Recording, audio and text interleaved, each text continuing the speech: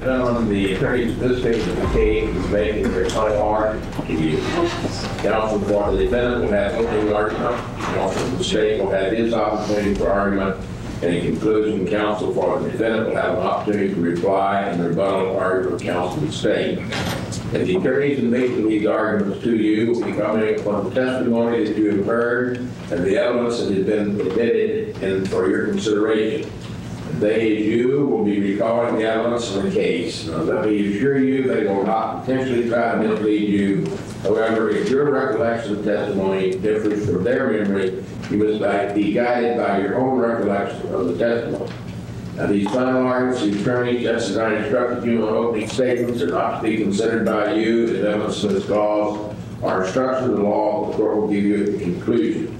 Nevertheless, these arguments are intended to help you to understand the contention of each side, and I would request that you give them your close attention. Mr. Miller? Thank you.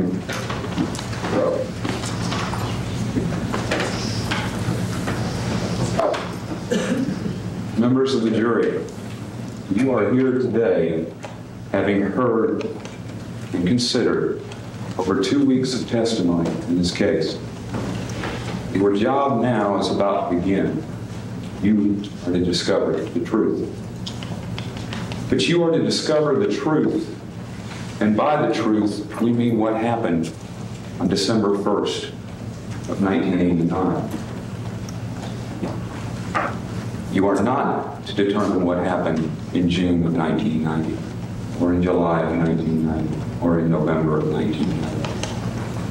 You are to decide but one issue in this case, for there is only one issue before you. That is whether Aileen Wuornos felt that she had to take Richard Mallory's life on December 1st of 1989. I remind you of this, people, because in this case, unlike any other, so much of what you've heard has nothing to do with the death of Mr. Mallory. So much of what you've heard has nothing to do with December of 1989. So much of what you've heard has nothing to do with what Aileen Wuornos was thinking when she pulled the trigger in December of 1989. In order to do your jobs properly, you have to remind yourselves that there will be other juries, there will be other judges who will make determinations as to what happened 6 months to 1 year after Richard Mallory was killed. You must consider Richard Mallory and nothing else. And you must consider that tragic evening when Aileen Wuornos felt compelled to take Mr. Mallory's life in a dark, secluded area in the early morning hours. And that you consider the facts and the evidence that came from that stand as it applied to Richard Mallory, and as it applied to what happened in December of 1989. 3 simple truths will emerge. Aileen Wuornos is not guilty of premeditated first-degree murder. She is not guilty of felony murder. She is not guilty of robbery. Consider the witnesses that the state presented to you. You did hear a lot of testimony, and early on you heard some testimony that Richard Mallory was found in an isolated area, and that several items were found near his car. Remember that Aileen Wuornos told you these things as well. None of that is in dispute. You heard that among those items were a half-empty vodka bottle, 2 glass tumblers that were put in a little area near the car. Aileen Wuornos told you how they got there. And she told you how the bottle got half-empty. You later learned that Smirnoff was Mr. Mallory's brand and that he had a habit of drinking a lot. And Ms. Wuornos told you this as well. You learned that Richard Mallory's pants were on when he was found, but that his belt was adjusted to one side approximately 4 to 6 inches, and that he had nothing on underneath his pants. And you will recall Aileen Wuornos told you how that happened as well. Later in the first week, you were told how Mr. Mallory died. You were told that he was shot to death. And you heard this originally from Dr. Botting, and you may recall Dr. Botting. He was kind of a heavy-set, white-haired gentleman who testified in the first week. Dr. Botting performed what he termed an autopsy on Mr. Mallory, but you might recall that Dr. Botting didn't draw a diagram to show you where Mr. Mallory had been injured. He didn't estimate the size of Mr. Mallory, and he didn't do any tests to determine whether or not Mr. Mallory had sexual activity before he was killed. Now, I call your attention to those things because you will recall you heard from other medical examiners and other experts who told you that those kind of things were standard procedures for a medical examiner. And you should also recall, and perhaps more importantly recall, what Dr. Botting could not tell you. He could not tell you how far away Richard Mallory was when he was shot. He could not tell you the sequence of those shots. He could not tell you, most importantly, what was happening before Richard Mallory was shot. Simply put, Dr. Botting could tell you nothing about self-defense. He could tell you nothing to assist you in determining the only issue which exists in this case. So what other evidence did you get? Well, you learned how Mr. Mallory's car was found. You heard that it was found in an isolated area, and again, Lee Wuornos told you where this car was left. You learned that a search of local nude bars and strip joints was conducted to find Mr. Mallory. You also learned that a stripper named Chastity Marcus had been with Mr. Mallory shortly before his death, and that she was at one point arrested for the killing.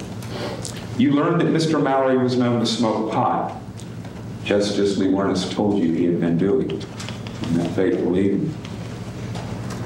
Eventually, you were given some technical evidence. You were shown bullets. You were shown a gun.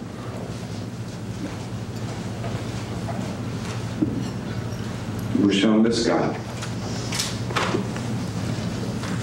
And you will also recall that Lee Wuornos not only told you that this was indeed her gun, and that yes, she had shot Richard Mallory with it, she told the police where to find him.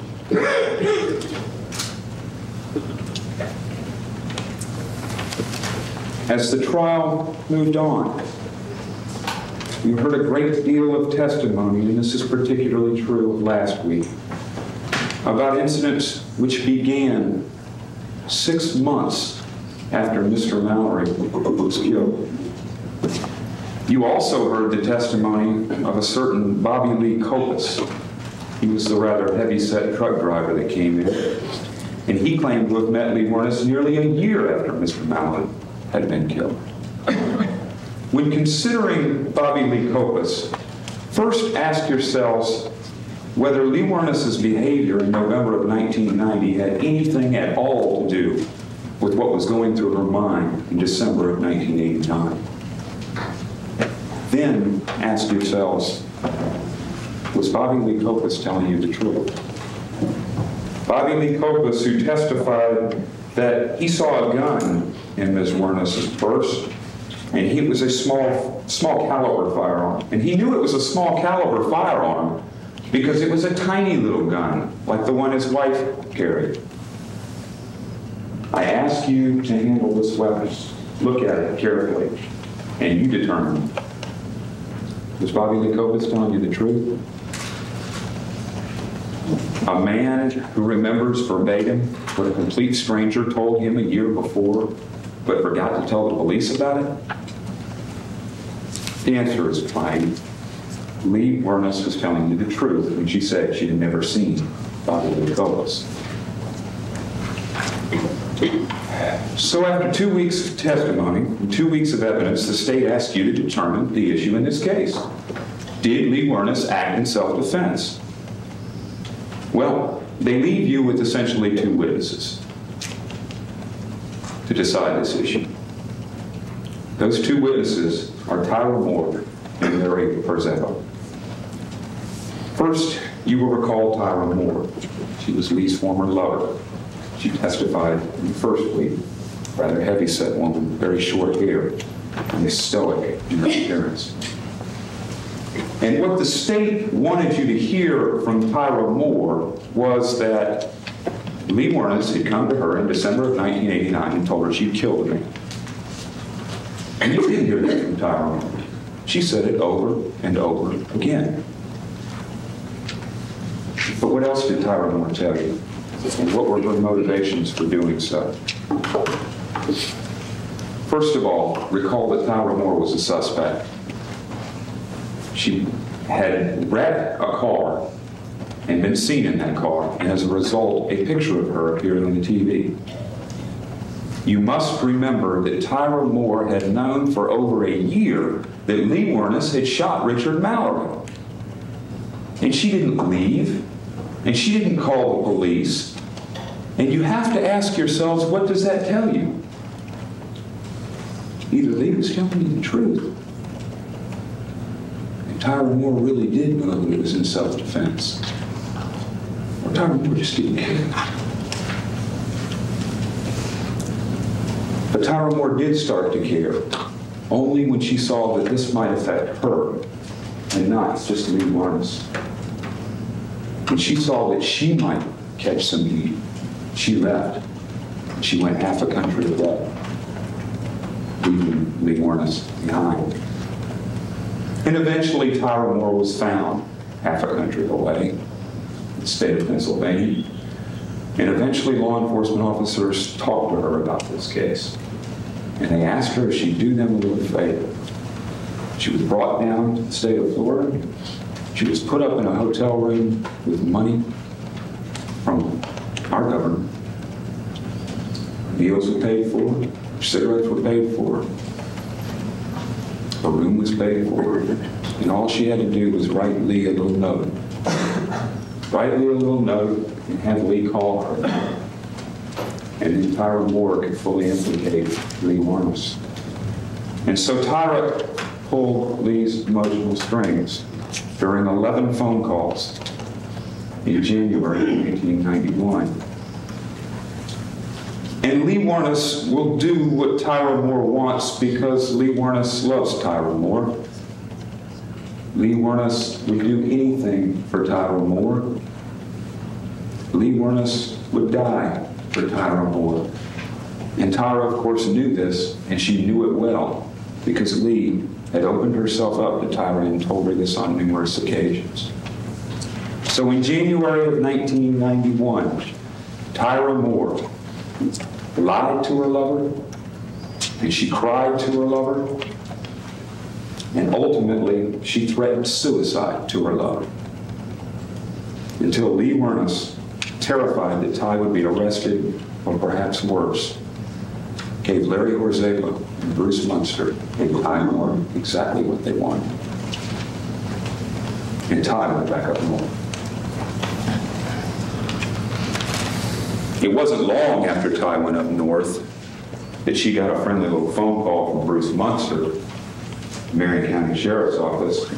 She was told at that time, well, if she wanted to, she could share his lawyer. She could make a little money off this thing. How much money? You heard the figure $50,000, didn't you? And while it is true, Tyra told you she hasn't gotten any money for her story yet, certainly she is considering it. She was considering it when she called her law enforcement friend Rose Giannisani on the phone and talked to her about it and asked her whether she should get it. And consider that relationship, the relationship between Rose Giannisani and Tyra Moore. Rose Giannisani, a woman who was assigned to watch over a potential murder suspect for 4 days and gave her anything she wanted, paid for it with government money, and who's been in regular contact with this woman long after her job has required her to. You will recall Rose Giannisani goes out to dinner with Ty. She chauffeurs her from the airport. She brought her here to this courtroom, and she tried to sit in the courtroom while Ty testified. Nonetheless, Tyra Moore, as a witness, with her obvious reasons to try to please law enforcement and the state with her testimony, she did offer some valuable insights into this case. First of all, you will recall Ty told you that in 4.5 years of living every day with Aileen Wuornos, not once did Aileen raise a hand at her. Not once did she lay a hand on her. She said they argued. More importantly, she told you not once did Lee strike anyone else. And you'll recall the question of the state attorney, well, wasn't there a time where there was a bar fight or something? No. And what did she tell you about Lee's drinking? Yes, Lee drank a lot. And she did drink to become more outgoing. And in fact, that's what happened when Lee drank. She did become more outgoing. That's the testimony of Tyra Moore. It is also the testimony of Lee Wuornos.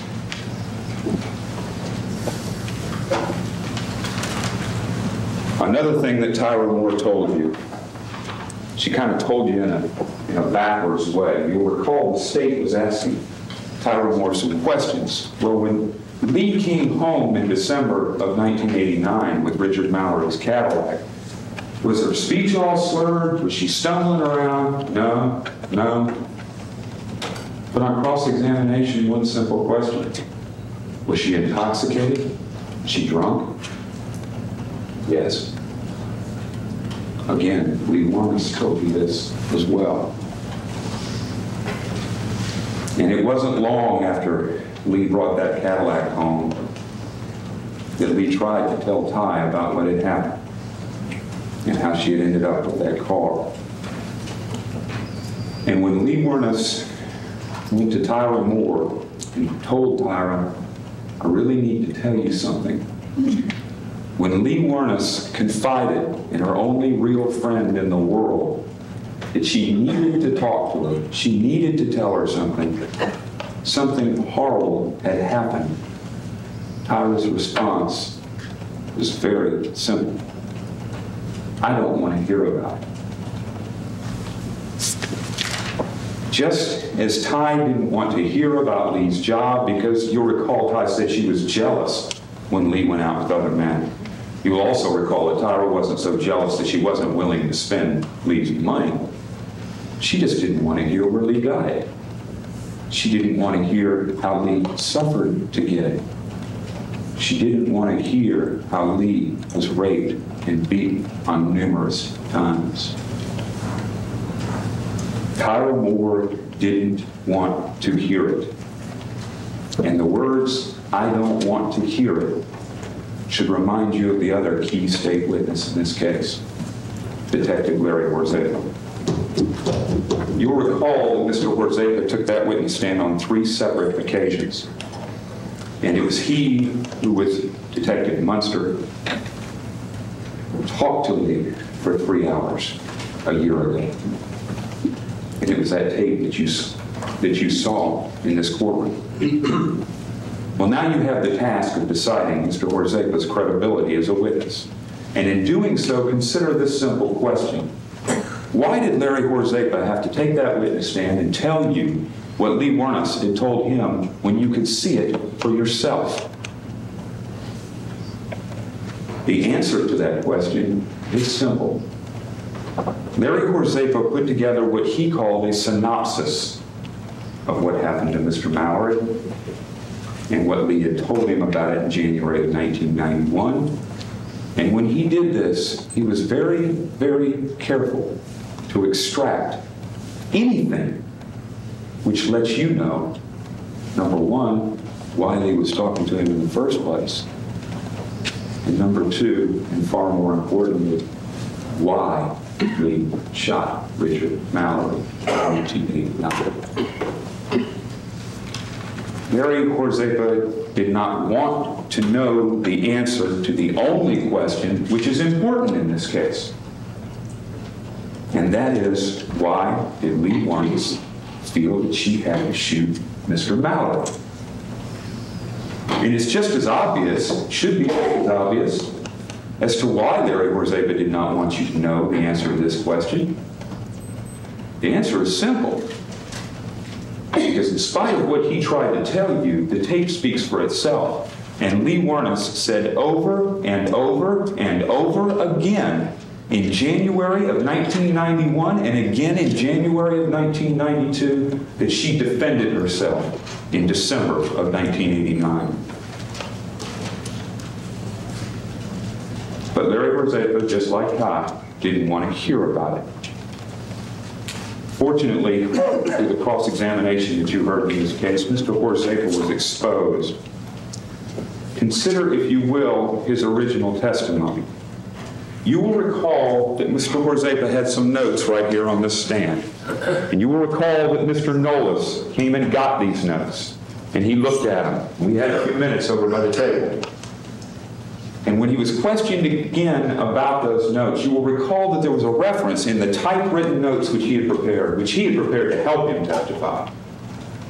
In the typewritten notes, there was a reference where Lee Wuornos had said that this man was hurting her.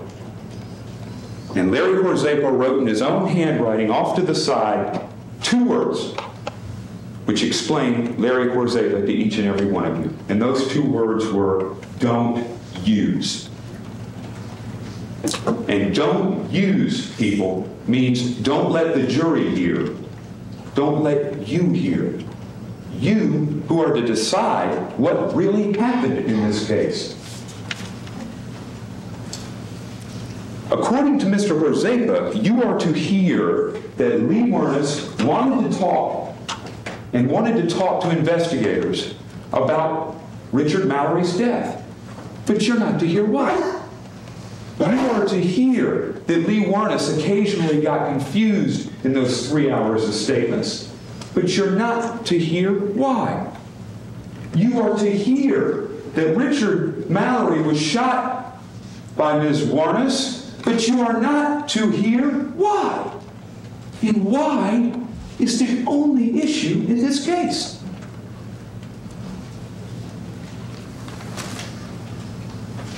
You will remember Mr. Nolas asked Mr. Horzepa about this tendency of his on the stand. He asked Mr. Horzepa, why didn't you or Mr. Munster ever ask why Lee felt her life was in danger? Why didn't you ever ask what Mr. Mallory was doing to her? And Mr. Horzepa's response was, well, I wanted to let her talk. I didn't want to interrupt her. I didn't want to put words in her mouth. Well, remember these statements from the tape. At one point, Lee Wuornos saying, quote, he's hugging and kissing on me and all this, and then he starts, pushing me down, and I said, wait a minute, get cool, you don't have to get... And she's cut off by Bruce Munster, who interrupts her to say bye-bye to someone. But Lee continues, you don't have to get rough, And Horzepa's next response, does he ask what rough means? No, he says, well, where exactly were you sitting in the car? Lee continued, he's getting really heavy with me. He's starting to get violent with me. We're fighting a little bit. Larry Horzepa, well, what kind of purse did you have? Later, Lee states that Mr. Mallory had not undressed and that she had said, why don't you take your clothes off? My God, it hurt to do that. Then he got pissed, calling me. He said, fuck you, baby, I'm going to screw you right here and now. And Horzepa responds with yet another question about where are they seated in the car. Did he give Lee Wuornos an opportunity to talk? Or did he do everything he could to keep her from talking about the issue that matters most in this case?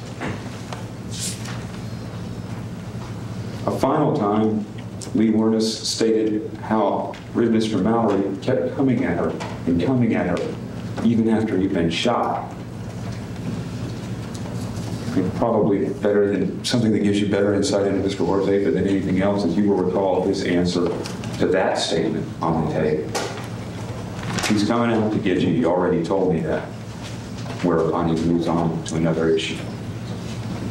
Is Larry Horzepa a man who wants you to hear everything? Or is he a man who in January 1991, and again in January of 1992, doesn't want anybody to hear what Richard Mallory was doing to Lee Wuornos? Is this a man who wants you to know the truth about what happened? Remember his testimony from the witness stand. Mr. Tanner asks, how long did she say she had the gun? Mr. Horzepa's response, 2 days. What was the real answer? You saw it.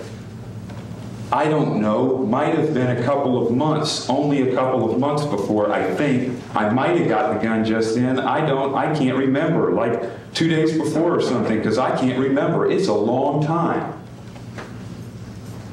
Was that an honest answer that Mr. Wuornos gave you? You decide. Question by Mr. Tanner. Did Lee ever explain to you a rape by Mr. Mallory? Answer by Mr. Wuornos. No. What was the real answer? Well, she did say he pushed her. She did say he hurt her. She said he kept coming at her. He physically abused her. He got rough with her. He got violent with her. And when she complained of being hurt, he shut her up and said, "Fuck you, I'm going to give it to you now." Is that a rape? Can the answer to that question be no? I submit to you, Mr. Wuornos cannot truthfully tell you she did not say she was being raped. He may truthfully tell you she didn't say that word.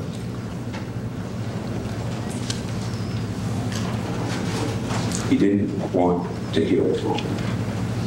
And Ty didn't want to hear it. You, however, have heard it. And you heard a nervous and confused Lee Wuornos tell you as best she could the rest of the story. A story which was so horrifying, it doesn't take a genius to see why she might not be willing to relate some of those details to a couple of unsympathetic detectives. Officers who didn't want to hear it. Lee Wuornos told you she would do anything for Ty Moore. And when she met Larry Wuornos and Bruce Munster at Tyra's urging, Lee Wuornos was clearly not concerned with herself. You can look at that tape and tell that.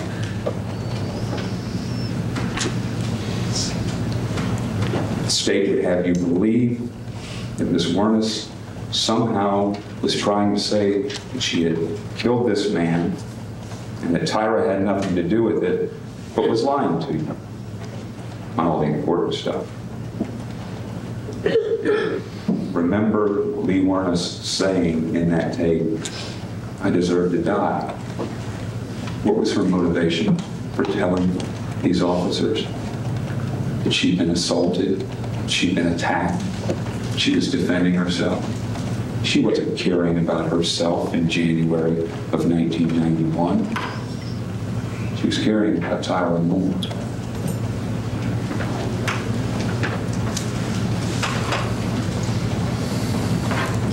Despite the efforts of Mr. Wuornos, she was able to tell you as best she could on the day that she would be attacked. And later in this courtroom, Lee Wuornos may have been confused on that witness stand. She may have been rattled by the skillful cross-examination of Mr. Tanner. She told you the truth. And if at times she seemed angry at Mr. Tanner's relentless cross-examination, don't forget that Mr. Tanner is here before you, asking you to sentence her to death. It's not going to be long now before you're going to have to go into that jury room and make a very difficult and important decision. It will be difficult for you to do that and concentrate only on Richard Mallory, because you spent at least half your time in the last 2 weeks listening to things that have nothing to do with Richard Mallory. And as you consider those other things, those things which began in late May and early June of 1990, 6 months after Mr. Mallory was killed, think about these facts. Richard Mallory was shot in late 1989. Lee Wuornos had been a prostitute for some 17 years prior to that date. And while she'd been raped and beaten before, it wasn't until a drunken stone, Richard Mallory, hurt Lee, degraded Lee, and ultimately tortured Lee, that Lee took the action that she did. It was only as she lay naked in a strange car in a dark, secluded place after having undergone unbearable torture, that she finally took a life to defend herself. You don't know, people, what such an experience did to Lee's mind, or whether she could ever be the same again.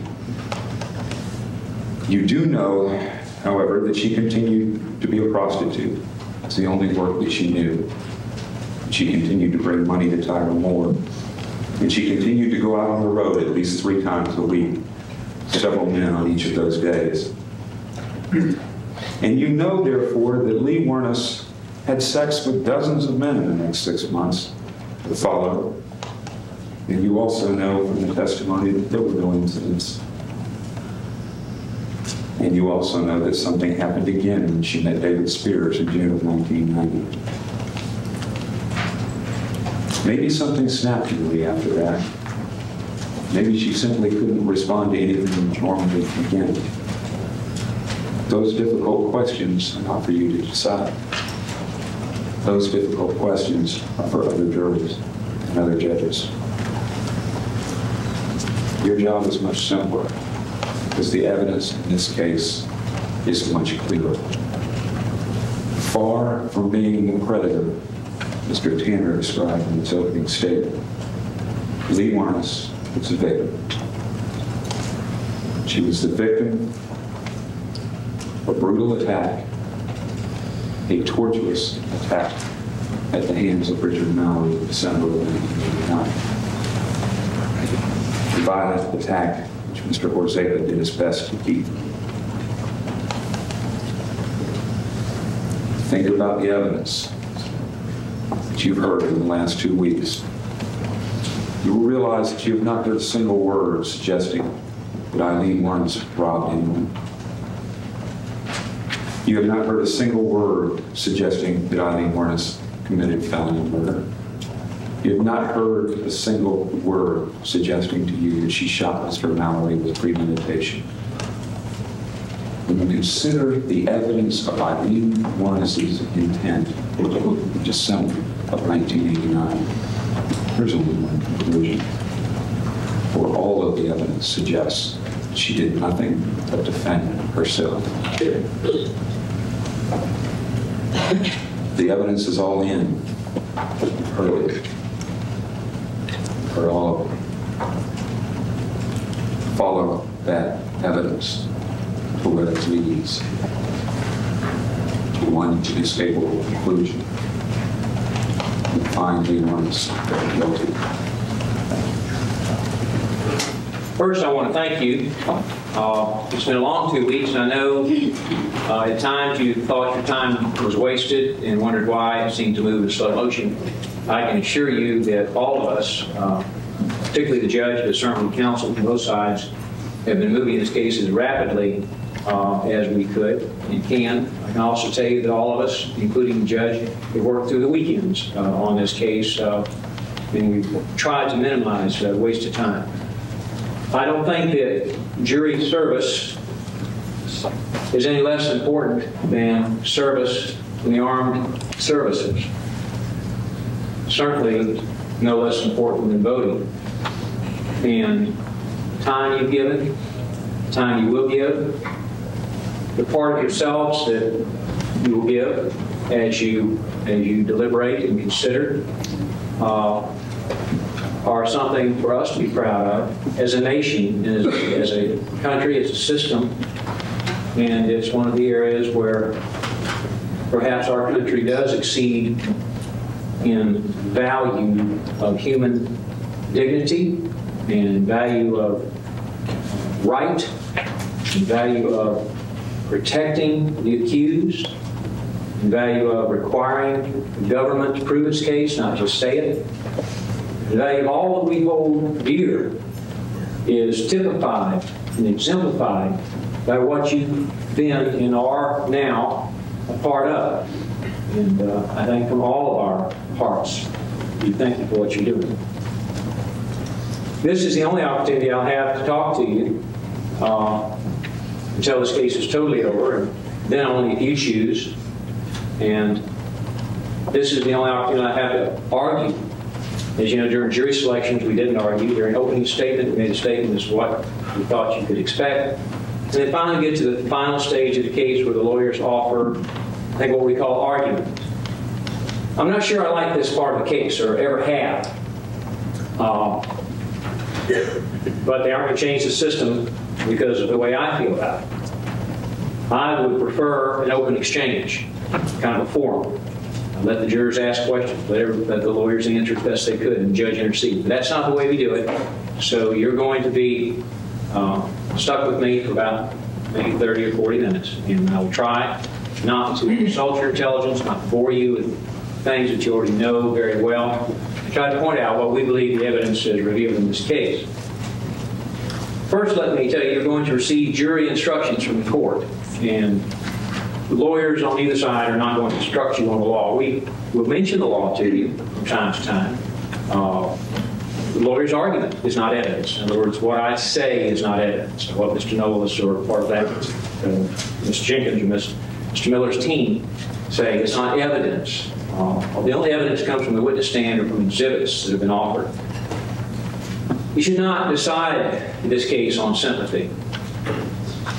Not sympathy for Mr. Mallory, and certainly not on sympathy for the accused. You're to decide on the facts and on the evidence before you. Reasonable doubt. We discussed that a lot during jury selection. Listen to the judge's instructions. Reasonable doubt is not some mystical, hard to understand concept, but it certainly doesn't put a burden on the state to prove everything beyond any doubt, always. Matters that are subject to human beings cannot be proven beyond all doubt. There is no proof, virtually, of anything subject to human interaction that I would say is proof or provable beyond all doubt, especially when it comes to matters of crime unwitnessed by anyone except the two people, the victim and the attacker. Premeditation. Some of you may have had, and may still have in your mind, the idea that premeditation is long-range planning, conspiracy-type things, type of thing that would take days or weeks or even hours, perhaps at the least. I'd ask you again, listen to the judge's instructions on premeditation. He will instruct you, in effect, that premeditation is simply carried out of act with an attempt, with an opportunity to reflect upon the action. It may only be the time between the picking up of the firearm and the firing it.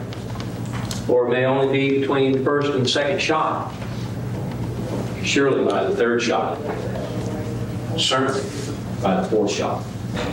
Determined intent to kill. You'll hear about felony murder. Murder is committed in the perpetration, in this case, of a robbery. You'll hear His Honor say that. If that's proven beyond a reasonable doubt, that's first-degree murder in Florida. They'll also talk to you about premeditated murder. If that's proven beyond a reasonable doubt, that also is first-degree murder. You will hear about justifiable and excusable homicide. And the way the instructions are framed and the way they are in every criminal case, you will hear Mr. Mallory's name. As if Mr. Mallory is doing this and she did that, that sort of thing. That doesn't mean the judge has determined anything with regard to the facts, except their version of the case would support an instruction of that nature. It doesn't mean that their version is true. It doesn't mean that the judge has accepted either side. He is as neutral, he is more neutral than anyone in this room. Anything that may have happened during the trial, and we had all the numerous objections by both sides and the interaction between lawyers, that's really not part of the case. Sometimes a hard-fought battle over evidentiary matters, sometimes a hard-fought battle over legal theories, and the judge has to rule upon it. The evidence that came from that witness stand, not what the lawyers are doing or not doing, is what you base your verdict upon. Not performance, not whether you do or don't like one side or the other. And none of us would want you to give that any weight at all. The verdict form. You will receive two. One deals with robbery. And I believe in its final form it has 6 options. It would be guilty of armed robbery,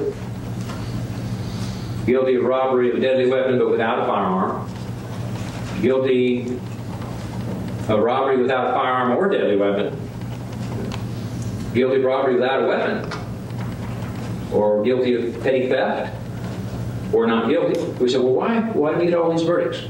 It's a unique creation of the law, American, perhaps English jurisprudence as well, but that when a person is charged, let's say murder in the first degree or robbery, they're also charged with everything within that charge.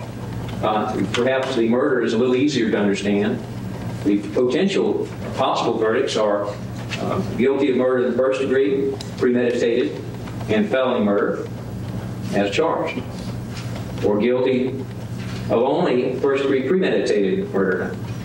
Kind of cringe at the word only, certainly only in common parlance would be inappropriate, but under the law we're trying to distinguish.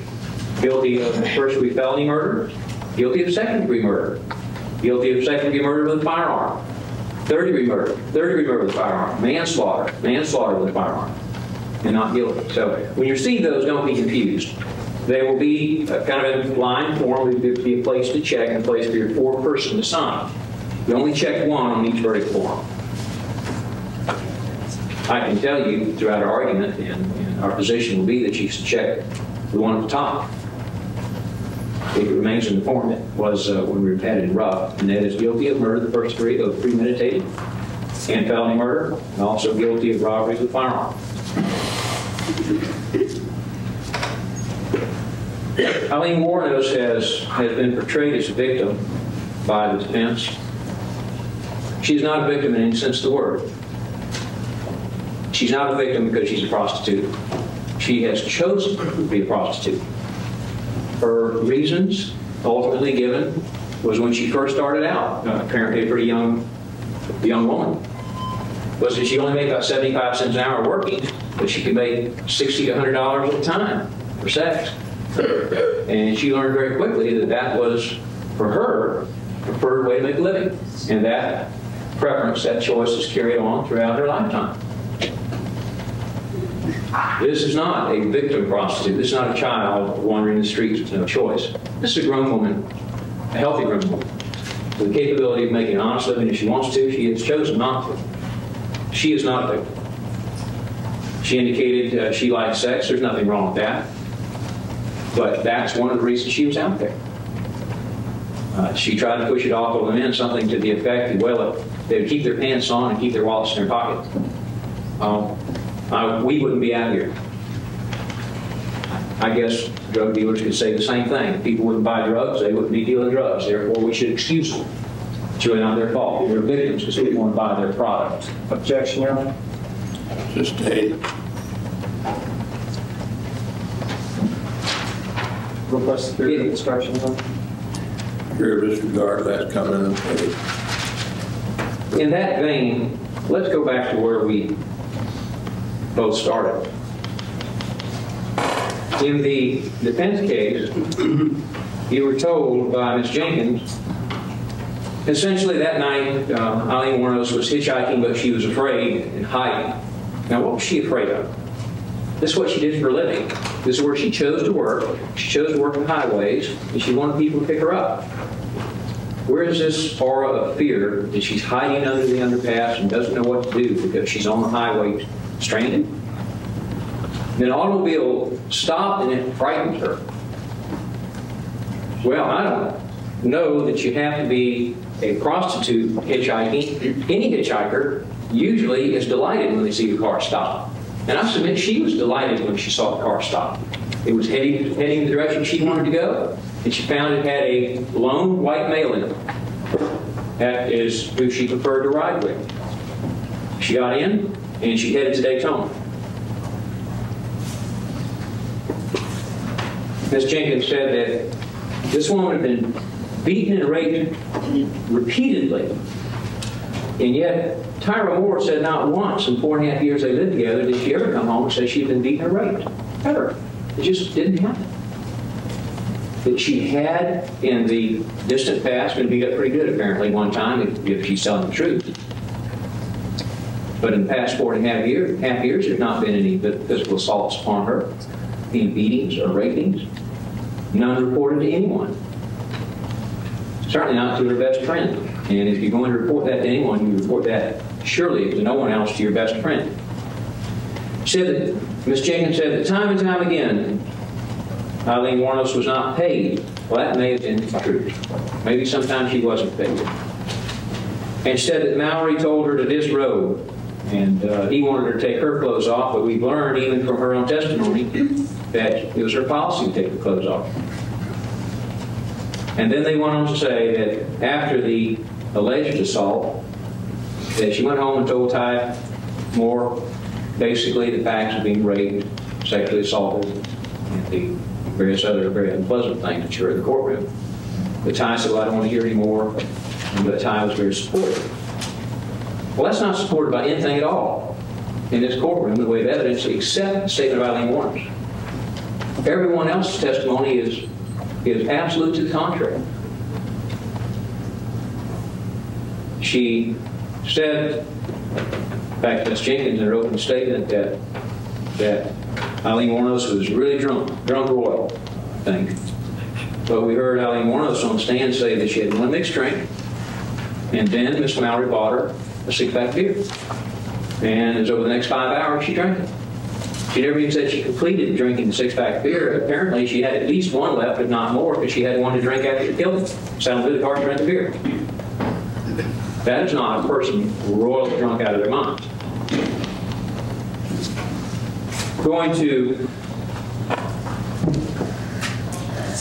Mr. Miller's statement a few moments ago before lunch, and I want to address that directly before I move into some things I would like to point out to you. He began telling you that this was unlike any other case. Well, every case is different, but it's not unusual to have similar fact evidence in a case where there's evidence of other matters that are relevant material brought up in the trial for the substantive offense. Objection, Your Honor. Overruled. And so there's nothing extraordinarily unique about what's happened here in this courtroom. I think probably the most unique thing is the woman in this circumstance. That's probably the most unique to the whole case.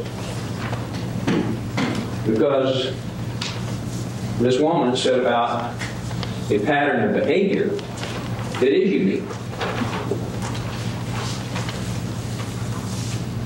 You were told by Mr. Miller that other juries in other cases would render verdicts on the other killings, and that's entirely true. You are not here to find her guilty or innocent with regard to the other killings. The only verdict that you're going to be asked to render would be that regarding Mr. Mallory. But at the same time, it doesn't mean you should not fully face your responsibility.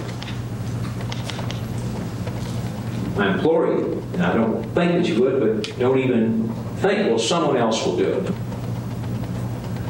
This is your duty today. I trust you will face that with the courage and the determination that it's going to require. You were also told, regrettably, I think, as far as I was concerned, by Mr. Miller, that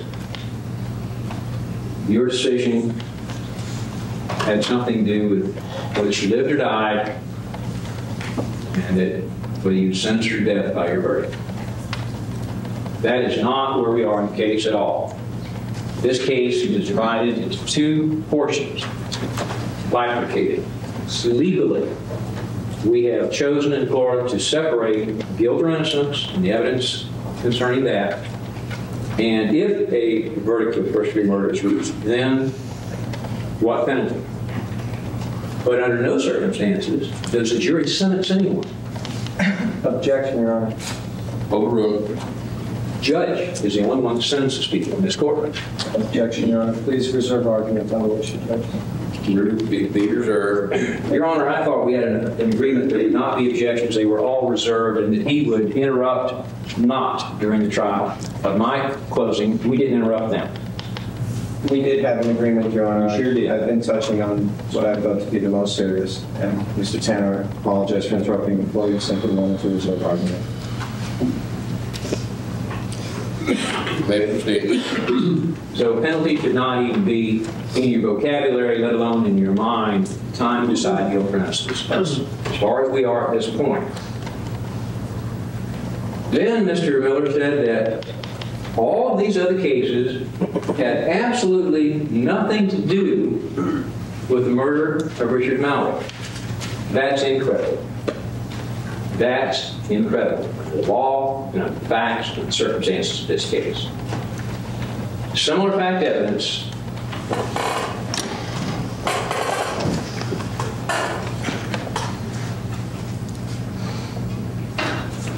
that is evidence of other crimes is relevant and material and properly and legally should be considered when ruled admissible by the court in criminal cases and even in civil cases.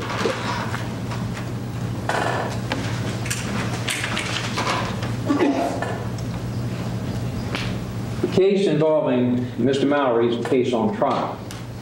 This is the only case in which you are to determine guilt or innocence.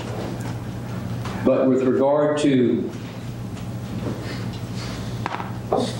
the second victim, Mr. Spears, third, Mr. Carskadden, fourth, Peter Sims, fifth, Troy Burris, Dick Humphreys, last, Walter and Antonio and their automobiles, and the locations of where the bodies were found and where the cars were found. It's all relevant and material key issues in this case. Key issues and instruction was read to you. I know it was a while ago. You'll hear, I think, the same or substantially the same instruction again before you go to the jury room. Basically indicates that similar fact evidence, that's evidence of other crimes, when it's relevant to prove identity, opportunity, preparation, plan, common scheme or plan, pattern of criminality, intent or motive. In this case, we submit the absence of self-defense is relevant. That's relevant. It's relevant for what she did to Mr. Mallory. John, may I move this one a little closer?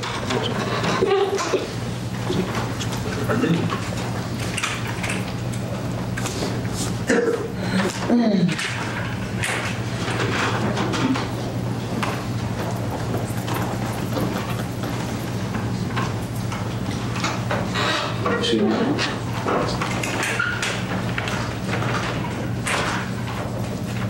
Can you see on that line?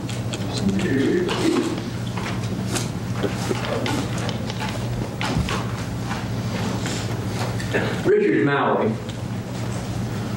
was killed in December 1st, precisely, 11 miles from the downtown Daytona Beach area.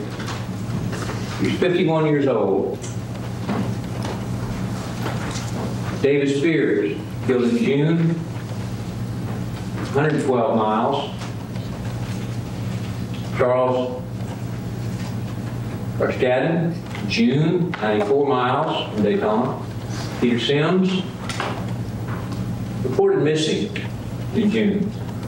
Body never recovered. This is the one she said she left in Georgia. Troy Burris, the sausage man, where she identified him by his vehicle, August the 4th, 1990, 64 miles from Daytona. Mr. Humphrey was the HRS man. September 1990, 68 miles. Walter Antonio, November, 147 miles.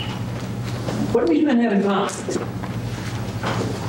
All of them were white males between the ages of 39, 60 years old.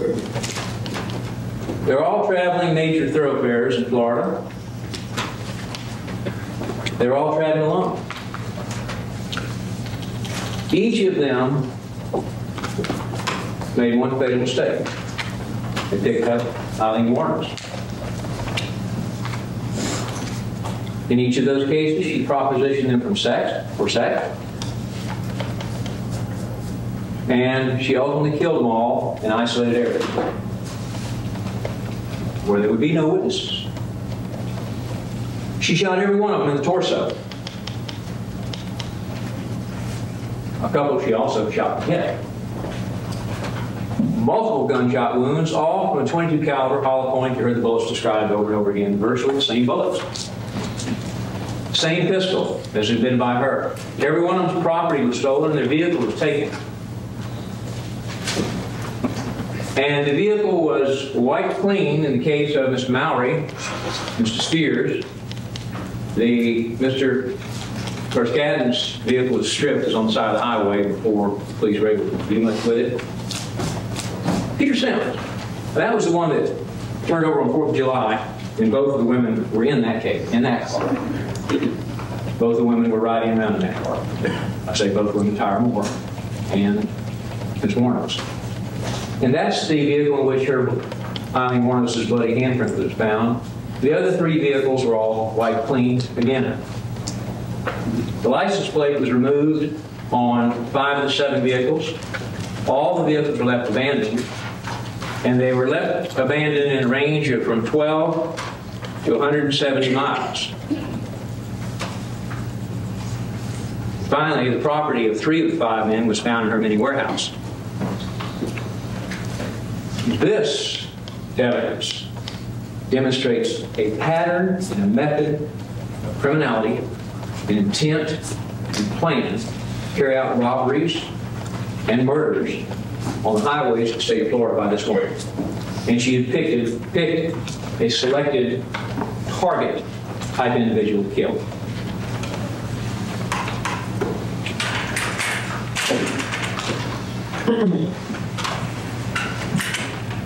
Your Honor, if we may reserve argument on this.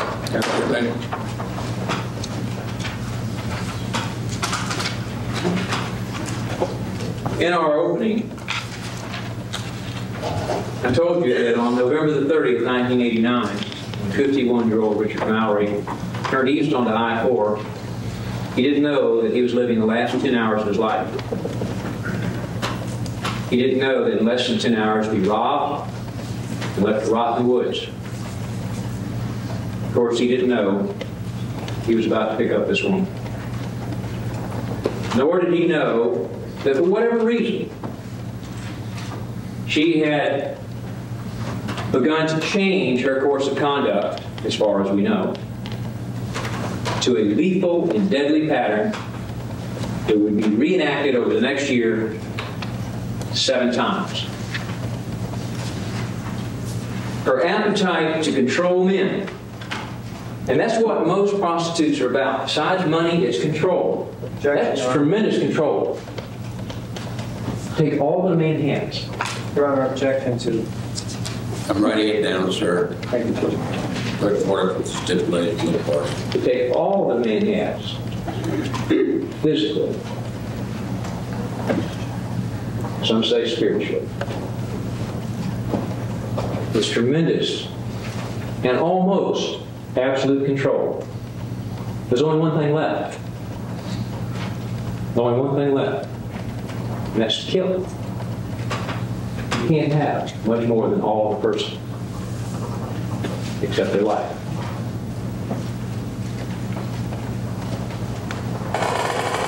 And that's what she wanted, and that's what she took. The evidence. Let's look at Dr. Bodding's evidence. And let's look at what his testimony showed us.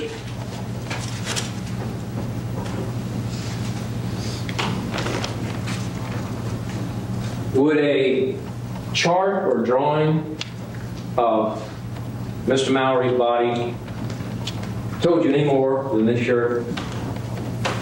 It's the shirt he was wearing when she killed him. As best we can reconstruct from the shirt, the dead man And her testimony, her various stories, is that he was sitting in the car, behind the wheel. There's no question about that. We also know that a bullet, perhaps the first bullet, and that coincides with her testimony, by the way, in her stories, entered in the rear of the shirt, rear right arm, up in the shoulder, went through the armpit and on into the chest. That's not indicative of a man on his knees over the top of an attacking woman. That's indicative of a man even with his hands on the wheel. And we will never know. We'll never know all that occurred. And the evidence behind. Or a man shying back. But we don't have a man on his knees over a victim. It's not there. The evidence disproves that. The track of bullets. No way for us to know what order. We can only go from what she said, plus the evidence of the autopsy here, plus our common sense. But if he did, in fact, say, oh, when he was shot, as she said, and she said she thought she shot him in the side from outside the automobile, then that was probably the first shot. And then perhaps a second shot in the vehicle up in and through the neck. From the neck up was so decomposed where there was no track of a bullet discernible. So there was a definite track of a bullet from within, and it was horizontal, across the body, not up and back. And then there are the other two shots, we believe delivered after she ran around in front of the car she described. One of them at a slight from the right angle and traversing, and arguably that could have been delivered from the other side of the car as well. As she moved around, he was in there trying to get further away from her. We know, according to what she told the detectives, that he tried to get away and tried to get out the door and shut it. And he crawled out of the car. Those were her words. He crawled out of the car. And then she ran around in front of the car and came around, and she said she says he got up, she shot him again, he fell down, she shot him again. And here, she tells a little different. I don't know that there's any comfort for her. She says, I went around the door and opened it. Now, why do you think she went around the door and opened it if that's what she did? If what she told the police wasn't true, but what she told you was true? Why did she go around there and open the door? She hadn't finished killing him. That's the only reason in the world for her to go in there and close with this man again, open the door and shoot. That's her best story. That's the best story she has. The story she told the detective was he went down and she shot him again after he went down. And you know, that's confirmed, perhaps, certainly supported as a viable action, because the bullet, according to Dr. Body, went straight in. Straight in. And the others had an angle. It's the only one that went straight in. Indicative of a shot delivered straight down.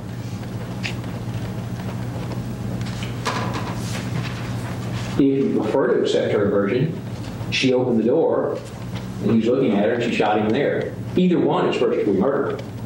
You don't have to debate on whether if she shot him lying down or if she shot him sitting up. The point is, she was going over there to kill him. And that's what she did. That's exactly what she did. It's what she meant to do. It's what she intended to do. And when asked, why? Why did you kill him? Right near the end of her testimony, she said, why did you kill him? She said, the police would never believe me that I'm a prostitute. That's the best story she has today. And so, inferences, therefore, I had no choice but to go ahead and snuff him out. Witness elimination. Witness elimination. Even if the whole story were true, and I submit to you it would not. But the last story she told her, even if that whole thing is true, she has absolutely no right to go over and snuff out his life because she's afraid someone might not believe her. She determined to kill him. for whatever reason.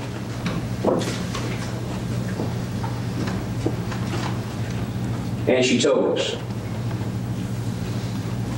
Why would Ty Moore come in here, as Ms. Wuornos said, and lie?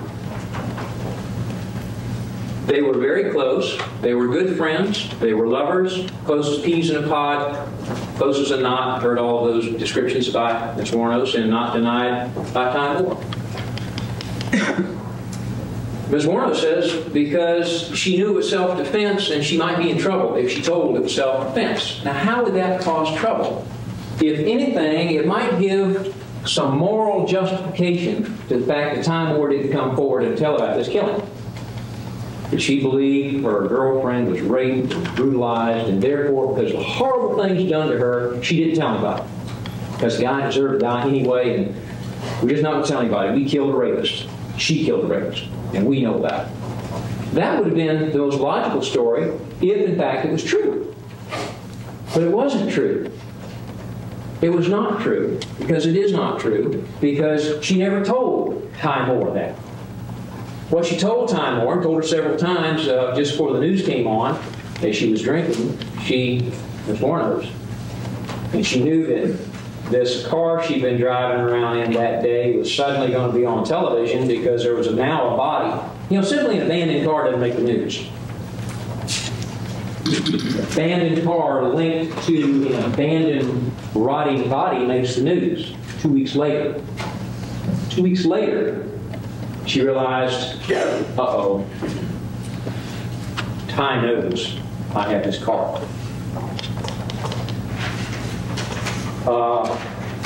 Ty really didn't borrow this guy's car. I found a body in the woods where she started off. Found a body in the woods. And then Ty said, what are you talking about? And she used some profanity, got loose talk they use among themselves. And finally she said, well, I had to kill this guy. What? You're blanking me? Come on, you're kidding. I had to kill this guy. And that's it. Or I killed this guy. She didn't use the word I had to kill this guy. I killed this guy. And that was it. That was the whole story. This is her best friend.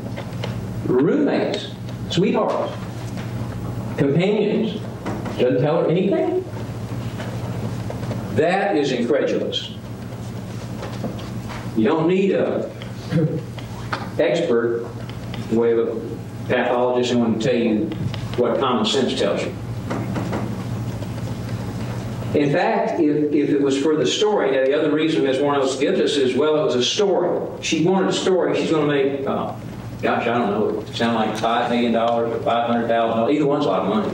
She's going to make a lot of money by lying about this self-defense thing. Well, that's just not true, is it? Wouldn't it be a much more interesting story and a much more sellable story if this poor, pitiful prostitute simply doing her job, and some guy did some horrible things to her, and she killed him in self-defense? Now that's a good story. Got one that's even better. And then her girlfriend, who knew all about it, got on the stand and told the jury how it was self-defense and how when Aileen came in, she had bruises on her neck and hardly talked because the rope had almost choked her, and had been beaten brutally, and that she ministered to her private parts of her body because they were torn, and there was blood in her clothes and her underwear, and that this was a terrible thing. And then, despite the fact that this poor woman was raped and brutalized by this animal, the state of Florida tried to convict her. And a good, reasonable jury saved her. That's a good story. That would sell a lot of books and movies. And it would be a gross injustice.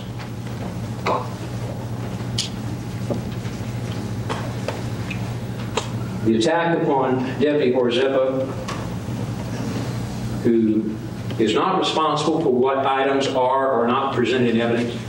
The prosecution is responsible, along with the defense, ruled upon by the court, as to what you receive in evidence. Deputy Horzappa has done nothing except sit here and testify under oath like any other witness and tell you what he did and what he had. She says she was cut off continuously, couldn't finish her statement. Her lawyer was sitting there.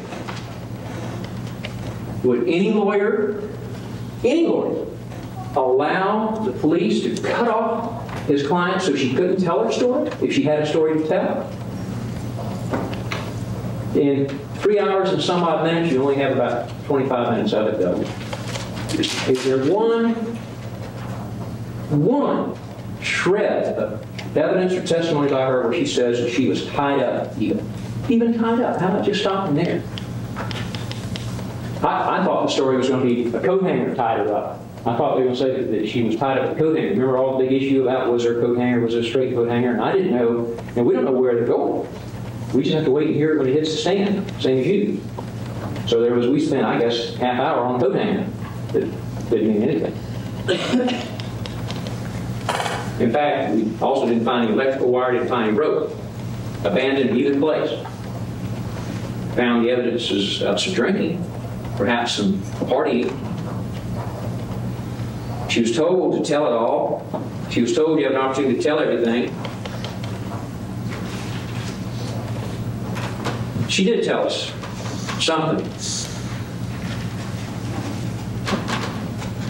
She said what she deserved.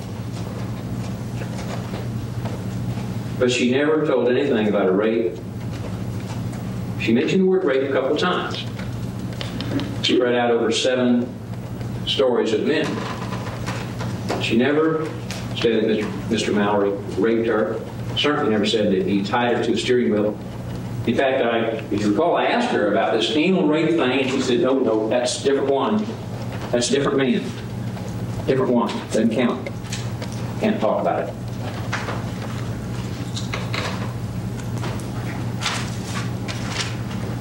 In fact, she's told you that virtually everyone in the courtroom is lying. Even Bobby Copus. You remember Mr. Copus? Looked like a trucker. I guess truckers are pretty big guys. I'm sure there's some skinny truckers out there, but most truckers look big, at least in the movies and on this witness stand in this case. Even Mr. Copus, she says, is a liar. And I don't like to use that word, but that's what she said. Because he wants publicity.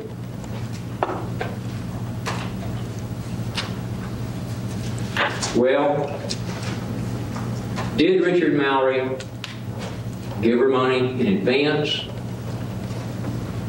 And then was she afraid he wanted to take it back, as she said in her first statement?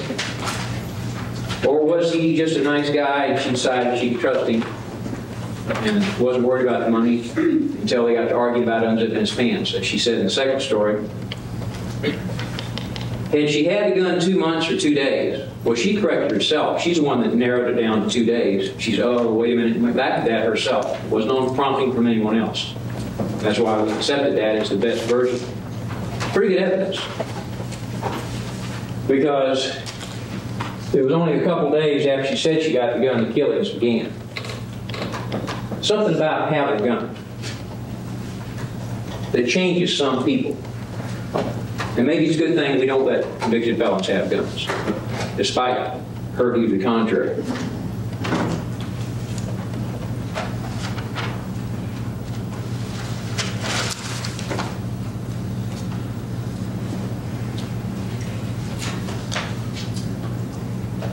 She was pretty astute on the stand, and certainly 2 hours on the stand or so would not be easy for anyone. But she was able to correct me on what pages in the transcript certain matters were. Oh no, that's on page 9. You better look over on page 53. I said, well, we haven't got there yet. We'll get there in a few minutes. Asked her about the trajectory of the bullet. Remember Dr. Body talked about the trajectory of the bullet? She said, oh, I thought the body was too decomposed for anybody to tell the trajectory of the bullet. She wasn't missing a lick. She knows what she's doing. And she has carried her pattern of manipulation into the courtroom to try to manipulate your verdict.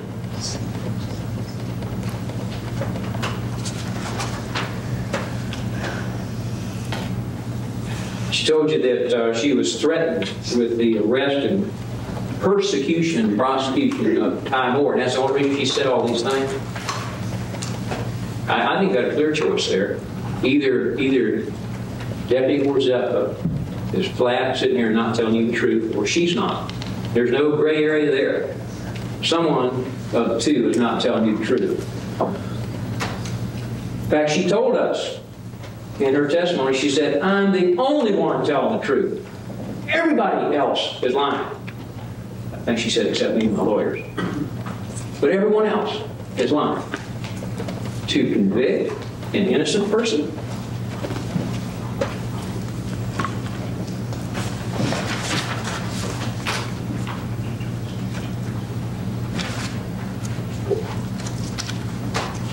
She told Ty Moore just enough that Ty wouldn't flip out when she saw the car on the television she'd been riding around in 2 weeks earlier. She didn't tell her anything else. Ty Moore should have come to the police. Ty Moore should have reported it. And maybe, just maybe, it would have stopped right here.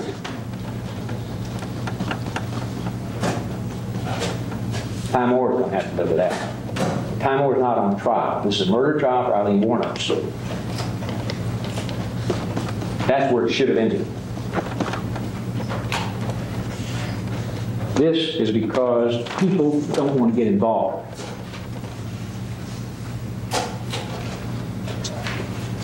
And goodness knows, you've seen some witnesses here, you see why they don't want to get involved. But we've got to be involved. You've got to be involved. The system isn't going to work if we hide behind our privacy and our fears and our private lives.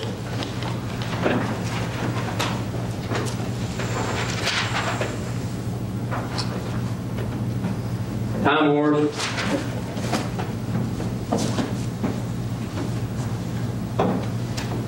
refusal to either believe or accept and believe and then to tell anyone could have saved 6 men's lives. And that doesn't hold her up for anything respectful or honorable at all. But by the same token, if she'd been told this was a brutal anal rape, etc., it would have at least given her some moral justification for not saying anything. And she knows that. And she would have said that if it was true. Because it's not true, she didn't say it. It was bad enough that she didn't come forward.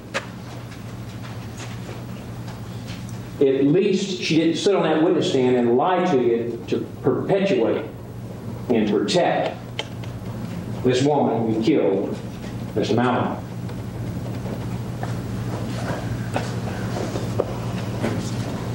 We heard a lot from her.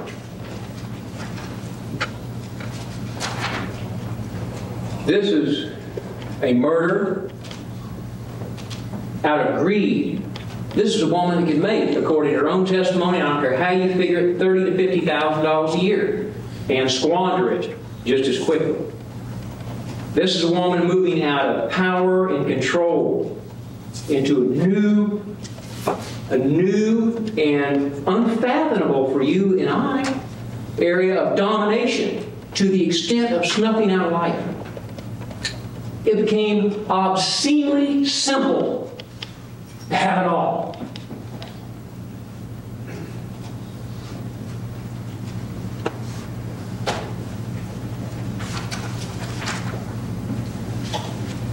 Is there any answer to the whys and how did this happen? Not for this jury, not for this time, and not for us. She chose her life. She chose the time and the place. And she has left you no reasonable choice. No reasonable choice under the evidence of this case except to find her guilty of murder in the first degree and armed robbery. Thank you very much.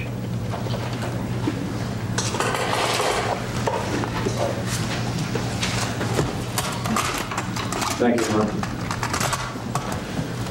Forgive me if I'm a little disjointed in my final remarks to you, members of the jury. I have a lot of things to respond to based on what you just heard. I would start out by agreeing with Mr. Tanner about one thing, and that is that your service is vital in this case, and it's an exceedingly important job. Take it seriously and think about everything that you have heard. And when you're doing that, demand of Mr. Tanner proof, not speculation. Demand of Mr. Tanner evidence. Mr. Tanner just talked about, well, maybe he was like this, or maybe he was lying down. Maybe a straight shot means he was lying down. Well, maybe a straight shot means that this man was coming right at this woman. And maybe a straight shot means he was right on top of her. How did the shot get in the arm? Think about it. The man's coming into a car to get a woman. Maybe that's how it happened. But maybes don't cut it in a court of law. Maybes don't work. Perhaps doesn't work. The burden is on the state, and the state has given you nothing. Demand more. Mr. Tanner speculates, well, you know, Ty would have been on high moral ground if she'd have come in here and said something about being told that Lee was anally raped by Mr. Mallory. What better reason for Ty Moore not to go to the police when she was first told about it? Lee Wuornos told you that she told Ty Moore why this thing had happened, and there's no better evidence than what Mr. Tanner pointed out to you.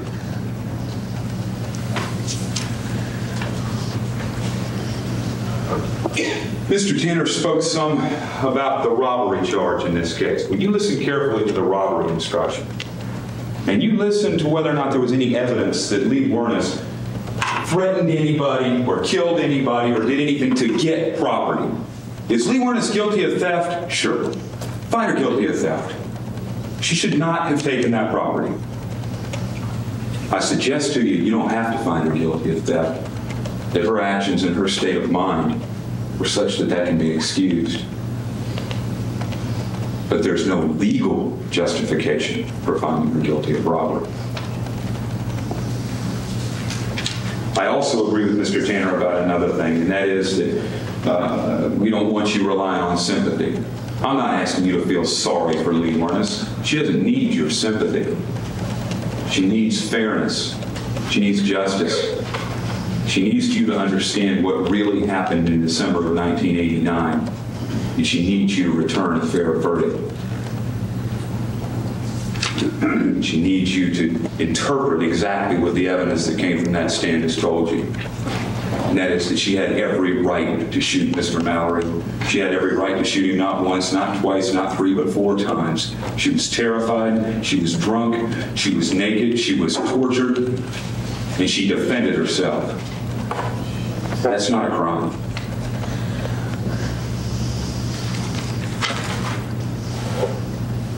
Don't ask you for sympathy. The law says she's not guilty. Mr. Tanner also got up here and he spoke to you about the fact that Aileen Wuornos is a prostitute. Aileen Wuornos asked to be a prostitute. Well, did Aileen Wuornos ask to be slapped? Did she ask to be tied to a steering wheel? Did she ask to be anally assaulted? Each and every one of you in jury selection indicated that you could be fair. Each and every one of you indicated that a prostitute, yes, a prostitute can be raped. Mr. Tanner suggests to you that somehow she brought this all on herself because of her profession. She was raped, and she was brutalized. And despite her profession, she had a right to defend herself.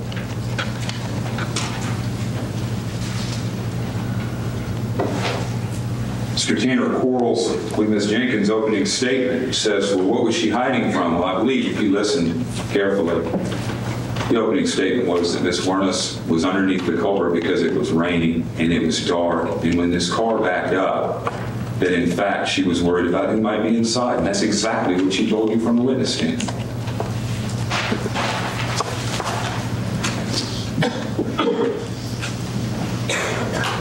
Then Mr. Tanner went on to say, well, Lee told you that she had told Ty what had happened back in December of 1989, and that she had told Ty that it was self-defense, but everyone else said something different. Where's the everyone else? You got Tyra Moore, and you got Lee Wuornos.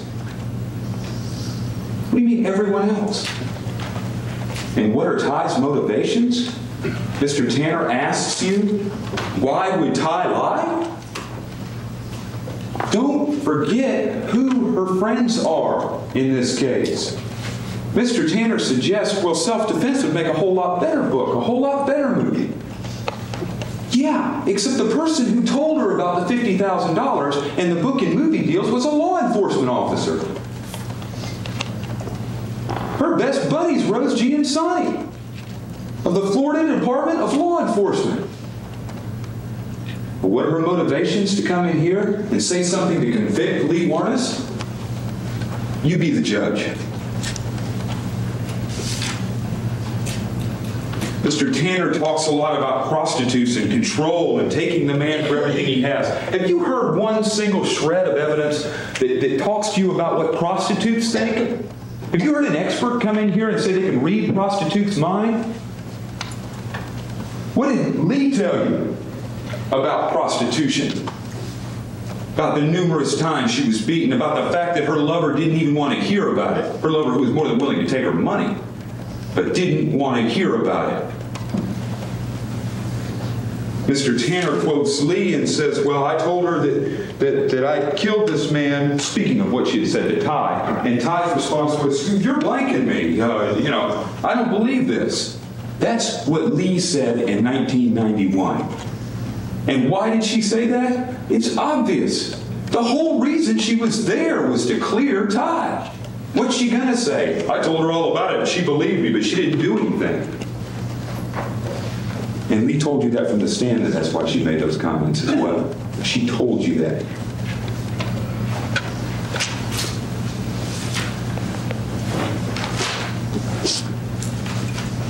The fact of the matter is, Ty Moore told you that her response to Lee was not, you're blanking me. Ty Moore told you 2 weeks ago, my response was, I didn't want to hear about it. And that's what really happened.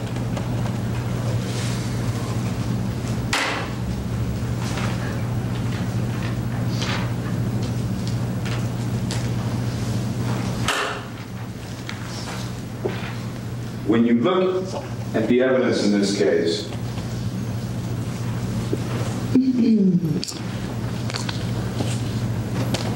look carefully at this photograph. Mr. Mallory's vehicle. You heard Lee Wuornos talk about a rape. And you heard how she said she was tied to the steering wheel. You look at the steering wheel, get a chance. Look at it carefully. Look at the condition of the steering wheel and ask yourselves, is that consistent with what Lee told me in the stand? It is. It is.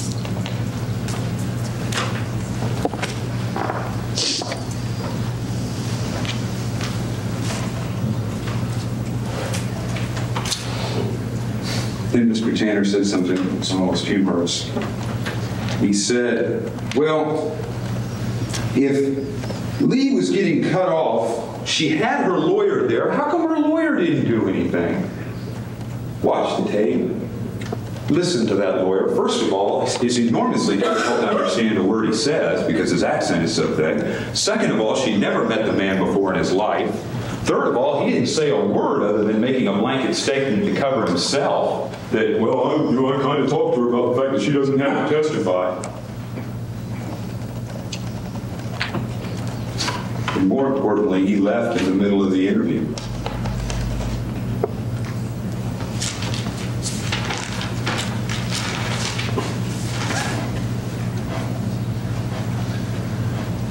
Mr. Tanner spent a lot of time talking about Mr. Botting, and then he speculated as to what the sequence must have been based on all these things and principles. What did Dr. Botting tell you? This is his expert. This is what he put on the stand to teach you what happened. He said, I don't know what sequence. I don't know where they were positioned. I can't say what they were doing. And again, he certainly said, I can't tell what was happening before the shots were fired.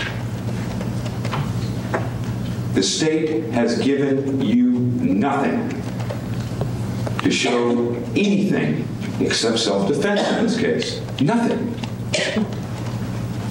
Mr. Tanner, in essence, is arguing to you that you have to convict Lee Wuornos. You have to convict her based on what she did not say at certain times. The fact of the matter is, you must acquit Lee Wuornos because of what she did say, both in January of 1991 and here in this courtroom. And when you consider the Mr. Spears, the Mr. Carskadden, and the other things that Mr. Tanner talked to you about, he suggested that I somehow argued that it wasn't admissible. Of course, those items were admissible. You saw them. They weren't admissible, they wouldn't be here. What I suggest to you is they are meaningless in this case. And they are for other jurors. And they are for other judges.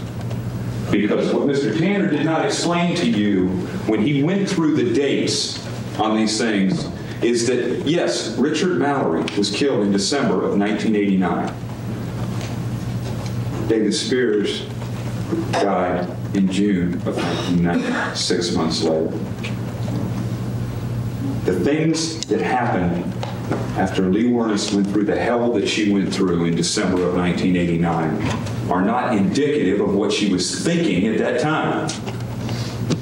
It's not logical to assume that her behavior 6 months later had anything to do with whether or not she was being savagely raped. If anything, her rape explains any future behavior.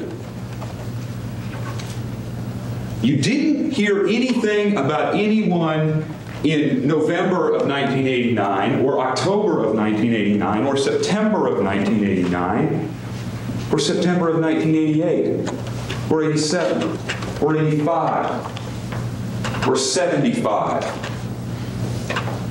No, it wasn't until Richard Mallory did what he did that Lee Wuornos responded.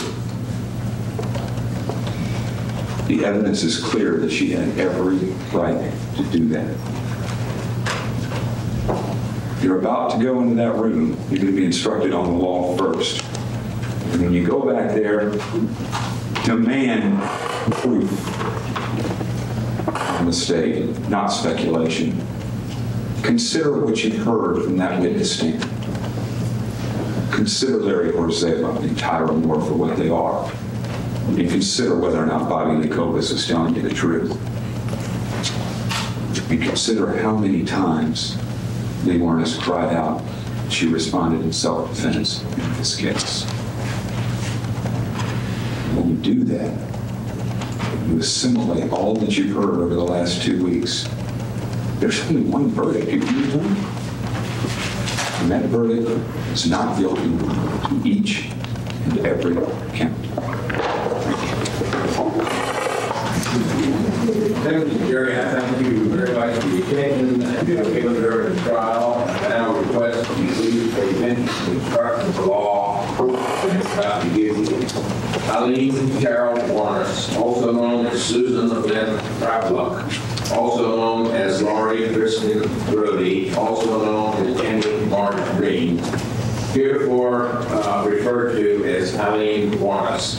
The defendant in this case has been accused of the following crimes. Count 1, murder in the first degree, and count 2, armed robbery. Murder in the first degree includes the lesser crimes of murder in the second degree, murder in the third degree, and manslaughter, all of which are unlawful.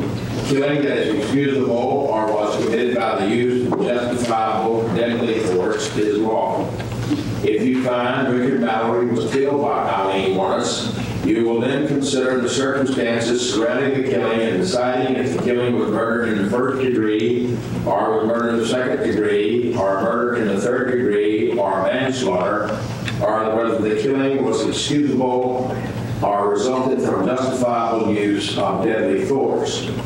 The killing of a human being is justifiable homicide and lawful if necessarily done while resisting an attempt to murder or commit a felony upon the defendant, or to commit a felony in the dwelling house in which the defendant was at the time of the killing. The killing of a human being is excusable and therefore lawful under the following circumstances. 1, the killing is committed by accident, misfortune, doing any lawful act by lawful means with usual ordinary caution and without an unlawful intent, or 2, where the killing occurs by accident or misfortune in the heat of passion upon any sudden or sufficient provocation, or 3, when the killing results from a sudden combat without any dangerous weapon being used and not done in a cruel and unusual manner. I now instruct you on the circumstances that must be proved before Aileen Wuornos may be found guilty of murder in the first degree for the death of Richard Mallory or any lesser included crime. There are 2 ways in which a person may be convicted of felony murder.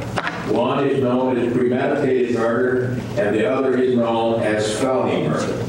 Before you can find the defendant guilty of first-degree premeditated murder as charged in count 1 of the indictment, the state must prove the following 3 elements beyond a reasonable doubt. 1, that Richard Mallory is dead. 2, the death was caused by the criminal act or agency of Aileen Wuornos. And 3, that there was a premeditated killing of Richard Mallory. Killing with premeditation is killing after consciously deciding to do so. The decision must be present in the mind at the time of the accused. The law does not fix the exact period of time that must pass between the formation of the premeditated intent to kill and the killing. The period of time must be long enough to allow reflection by the defendant. The premeditated intent to kill must be formed before the killing. The question of premeditation is a question of fact to be determined by you from the evidence. There will be sufficient proof of premeditation if the circumstance of killing and the conduct of the accused convince you beyond a reasonable doubt of the existence of premeditation at the time of the killing. If you find Aileen Wuornos committed first-degree murder, you also find that during the commission of the crime she used a firearm, you should find her guilty of first-degree murder with a firearm. A firearm is legally defined as any weapon, including a starter gun, which is designed to or may readily be converted to expel a projectile by the action of an explosive, the frame or receiver of any such weapon, any firearm muffler or firearm silencer, any destructive device, or any machine gun.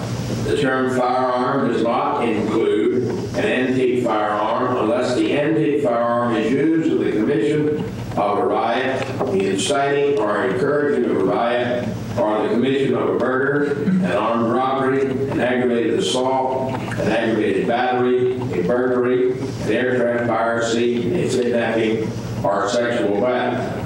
If you find that the defendant committed a first-degree murder but did not use a firearm, then you find her guilty only of first-degree murder. In count 1 of the indictment, then you can find the defendant guilty of first-degree felony murder. The state must prove the following 3 elements beyond a reasonable doubt. 1, that Richard Mallory is dead.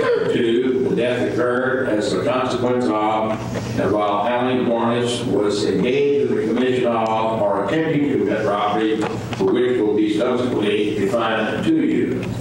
Aileen Wuornos was the person who actually killed Richard Mallory. In order to convict the first-degree felony murder, it is not necessary for the state to prove the defendant had a premeditated design or intent to kill. If you find that Aileen Wuornos committed first-degree felony murder, you also find that during the commission of the crime she used a firearm, you should find her guilty of first-degree felony murder with the firearm. A firearm was previously defined in these instructions. If you find only that the defendant committed first-degree felony murder but did not use a firearm, then you should find her guilty only of first-degree felony murder. In considering the evidence, you should consider the possibility that although the evidence may not convince you that the defendant committed the main crime for which she is accused, there may be evidence that she committed other acts that would constitute a lesser included crime. Therefore, if you decide the main accusation has not been proved beyond a reasonable doubt, you will next need to decide if the defendant is guilty of any lesser included crime. Lesser included crimes indicated the definition of premeditated murder. In count 1 is first-degree murder, murder of the first degree, and first-degree felony murder. And then the lesser included offenses are murder of the second degree, murder of the third degree, and manslaughter. As to count 2, the lesser included crimes indicated the definition of armed robbery with a firearm are with or without a firearm, with or without a weapon, grand theft, and petty theft. Count 1 of the indictment, before you can find the defendant guilty of the lesser included crime of second-degree murder and the death of Richard Mallory, the state must prove the following elements beyond a reasonable doubt. 1, that Richard Mallory is dead. 2, the death was caused by the criminal act or agency of Aileen Wuornos. And 3, there was an unlawful killing of Richard Mallory by an act intensely dangerous to another and affixing a depraved mind regardless of human life. An act is one intensely dangerous to another and affixing a depraved mind regardless of human life. It is an act or a series of acts that 1, a person of ordinary judgment would know is reasonably certain to kill or to do serious bodily injury to another, and 2, is done from ill will, hatred, spite, or evil intent, and 3, is in such a nature that the act itself indicates an indifference to human life. If you find that Aileen Wuornos committed second-degree murder, you also find that the commission of the crime she used a firearm, you shall find her guilty of second-degree murder with a firearm. A firearm has previously been defined for you. If you find only that the defendant committed second-degree murder but did not use a firearm, you should find her guilty only of second-degree murder. In order to convict of second-degree murder, it is not necessary for the state to prove the defendant had a premeditated intent to cause death. In count 1 of the indictment, before you could find the defendant guilty of the lesser included crime of third-degree murder, the state must prove the following elements beyond a reasonable doubt. 1, that Richard Mallory is dead. 2, the death occurred as a consequence of and while Aileen Wuornos was engaged in the commission of grand theft. And 3, that Aileen Wuornos was the person who actually killed Richard Mallory. It is not necessary for the state to prove the killing was perpetrated with a design to effect death. Grand theft will be defined for you later in these instructions. If you find that Aileen Wuornos committed third-degree murder, and you also find that during the commission the crimes were carried, displayed, used, threatened to use, or attempted to use a firearm, you would find her guilty of third-degree murder with a firearm. A firearm has previously been defined for you. If you find only that the defendant committed but did not carry, display, use, threaten, use, or attempt to use a firearm, then you can find her guilty only of third-degree murder.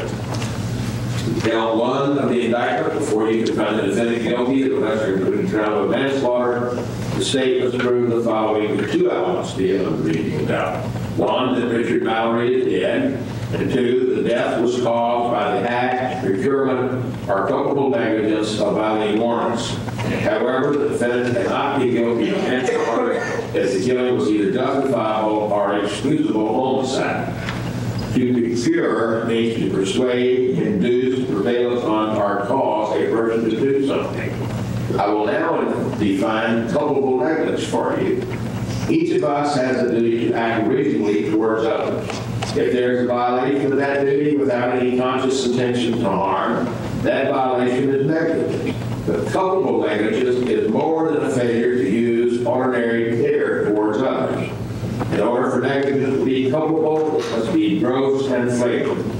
Culpable negligence is a course of conduct showing reckless disregard of human life or the safety of persons exposed to its dangerous effects are such an entire want of care as to raise a presumption of conscious indifference to consequences which shows wantonness or recklessness or grossly careless disregard of the safety and welfare of the public, or such indifference to the rights of others as is equivalent to intentional violation of such rights.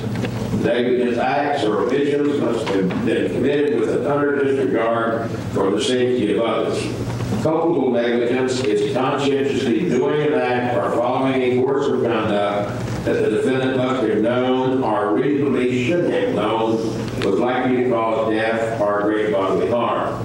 If you find that Aileen Wuornos committed manslaughter, and you also find that during the commission of the crime she carried, displayed, used, threatened to use, or attempted to use a firearm, you should find her guilty of manslaughter with a firearm. A firearm has been defined for you. If you find only that the defendant committed but did not carry, display, use, threaten to use, or attempt to use a firearm, then you can find her guilty only of manslaughter. An issue in this case is whether the killing of Richard Mallory was excusable.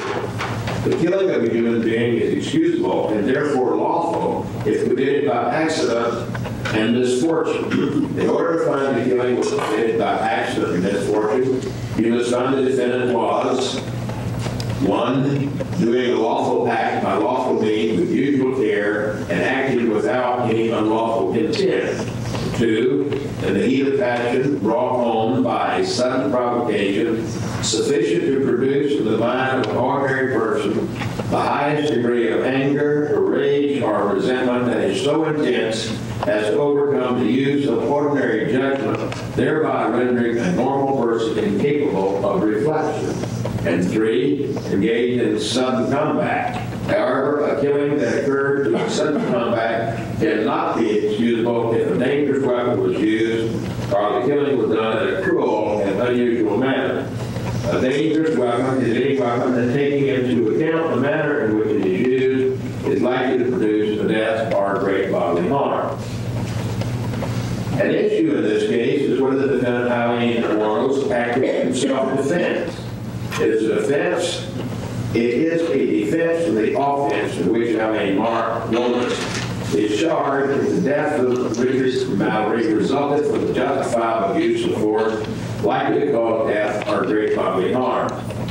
The use of force likely to cause death or great bodily harm is justifiable only if the defendant reasonably believes that the force is necessary to prevent imminent death or great bodily harm to herself while resisting another's attempt to murder her, or an attempt to commit sexual battery, aggravated battery, or aggravated assault upon her. A person is justified in using force likely to cause death or great bodily harm if she reasonably believes that such force is necessary to prevent imminent death or great bodily harm to herself, or the imminent commission of sexual battery, aggravated battery, or aggravated assault against herself. Sexual battery, aggravated battery, or aggravated assault will be defined for you later in these instructions.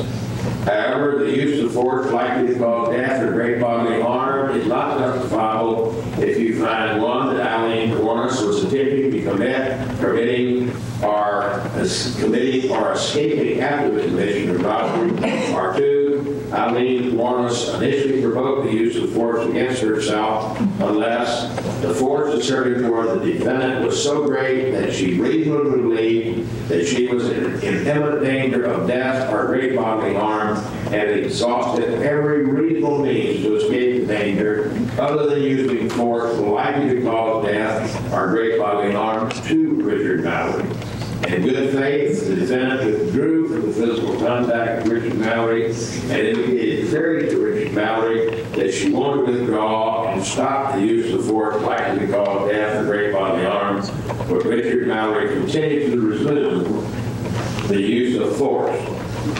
In deciding whether the defendant was justified in the use of force likely to cause death or great bodily harm, you must judge her by the circumstances by which she was surrounded at the time that the force was used. The danger forcing the defendant need not have been actual. However, to justify the use of force likely to cause death or great bodily harm, the appearance of danger must have been so real that a reasonably cautious and prudent person under the same circumstances would have believed that the danger could be avoided only through the use of that force. Based upon appearances, the defendant must have actually believed the danger was real. The defendant cannot justify the use of force likely to cause death or great bodily harm unless he used every reasonable means within her power and consistent with their own safety to avoid the danger before resorting to that force. The fact that the defendant was wrongfully attacked cannot justify her use of force likely to cause death or great bodily harm if by retreating she could have avoided the need to use that force. However, the defendant was placed in a position of danger of death or great bodily harm and would have increased her own danger to retreat, then her use of force likely to cause death or great bodily harm was justifiable. If you find that Richard Mallory had a reputation of being violent and a dangerous person, and that his reputation was known to the defendant, you may consider this fact determining whether the actions of the defendant were those of a reasonable person in dealing with an individual of that reputation. In consideration and considering the issue of self-defense, you may take into account the relative physical abilities and capabilities of Aileen Wuornos and Richard Mallory. If in your consideration of the issues of self-defense you have a reasonable doubt on the question of whether or not the defendant was justified in the use of force likely to cause death or great bodily harm, you should find the defendant not guilty. However, if from the evidence you were convinced the defendant was not justified in the use of force likely to cause death or great bodily harm, you should find her guilty of all of the elements of the charge that have been proved. Sexual battery is defined as oral, anal, or vaginal penetration by or union with the sex organ of another without that person's consent. Aggravated battery is defined as intentionally touching or striking another, intentionally causing bodily harm, or with the use of a deadly weapon and against that person's will. Aggravated assault is defined as an assault with a deadly weapon without intent to kill or with intent to commit a felony. An assault is an intentional or lawful threat by word or act to do violence to the person of another, coupled with an apparent ability to do so, and doing some act which creates a well-founded fear of such another person that such violence is imminent. In count 2 of the indictment, the defendant had been charged with the crime of armed robbery. Before you could find the defendant guilty of robbery, the state must prove the following elements beyond a reasonable doubt. 1, that Aileen Wuornos took money and our property from the person or custody of Richard Mallory. 2, that force, violence, assault, and putting in fear was used in the course of taking. 3, that the property was taken was of some value. And 4, the taking was with the intent to permanently deprive Richard Mallory of his right to the property or any benefit therefrom, or to appropriate the property of Richard Mallory to Aileen Wuornos' own use and the use of any person not entitled thereto. The course of the taking means that the act occurred prior to, contemporaneous with, or subsequent to the taking of the property, and that the acts of taking of the property constitute a continuous series of acts or events. In order for taking a property to be robbery, it is not necessary that the person robbed be the actual owner of the property. It is sufficient that the victim has the custody of the property at the time of the offense. The taking must be by the use of force or violence or assault such as to overcome the resistance of the victim, or by putting the victim in fear so that he does not resist. The law does not require that the victim of robbery resist to any particular extent as he offer any actual or physical resistance if the circumstances are such that he is placed in fear of death or great bodily harm if he does resist. But unless prevented by fear, there must be some resistance to make the taking one done by force or violence.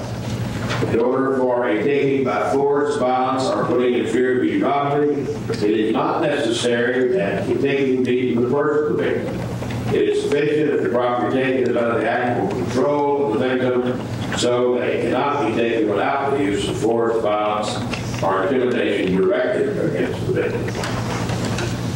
The punishment provided by law for the crime of robbery is greater if, in the course of committing the robbery, the defendant carried some kind of weapon. An act is in the course of committing the robbery if it occurs in an attempt to commit robbery or in flight after the attempt or commission. Therefore, if you find the defendant guilty of robbery, you must then consider whether the state can prove that those aggravating circumstances can reflect this in your verdict. If you find the defendant carrying a firearm in the course of committing the robbery, you should find her guilty of robbery with a firearm. If you find the defendant carrying a deadly weapon in the course of committing the robbery, you should find her guilty of robbery with a deadly weapon. If you find the defendant carrying a weapon and that was not a firearm or deadly weapon in the course of committing the robbery, you should find her guilty of robbery with a weapon. If you find the defendant carried no firearm or weapon in the course of committing the robbery, but did commit the robbery, you should find her guilty only of robbery. The firearm is previously defined for you. A weapon is a deadly weapon if it is used or threatened to be used in a way likely to produce death or great bodily harm.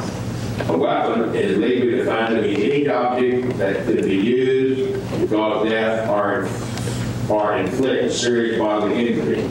Attempt is defined as doing some act committed before committing the crime of robbery that went beyond just thinking or talking about it, where the defendant would have committed the crime except that someone prevented her from committing it or she failed. A lesser included crime, the definition of robbery, is grand theft. Before you can find the defendant guilty of grand theft, the state must prove the following three elements beyond a reasonable doubt. One, that Aileen Wuornos knowingly and unlawfully obtained, used, endeavored to obtain, or endeavored to use the property of Richard Mallory.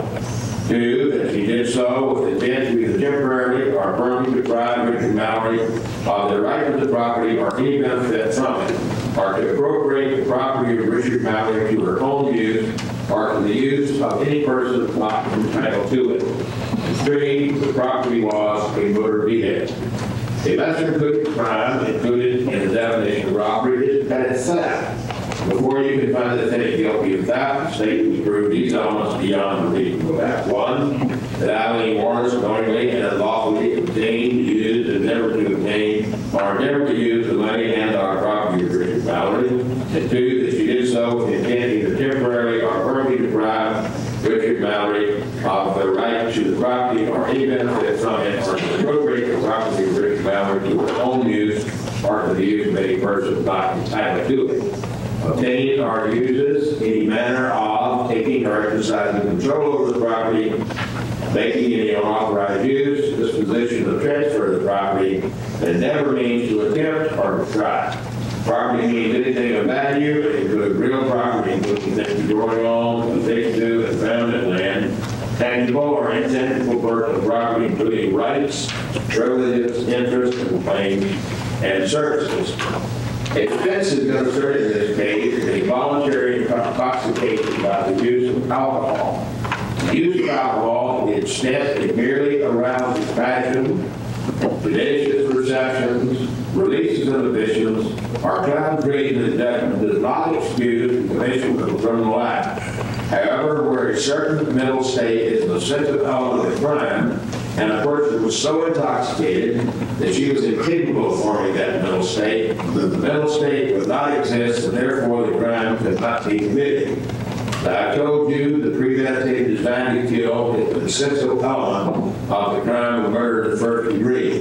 Intent is also an essential element of the crimes in the first degree, felony murder, murder in the second degree, murder in the third degree, manslaughter, and robbery. Therefore, if you find from the evidence the defendant was so intoxicated from the voluntary use of alcohol as to be incapable of forming the premeditated design to kill and or the mental states necessary to convict the defendant of first degree felony murder, murder in the second degree, murder in the third degree, manslaughter, and robbery, or if you have a reasonable doubt about it, you should find the defendant not guilty.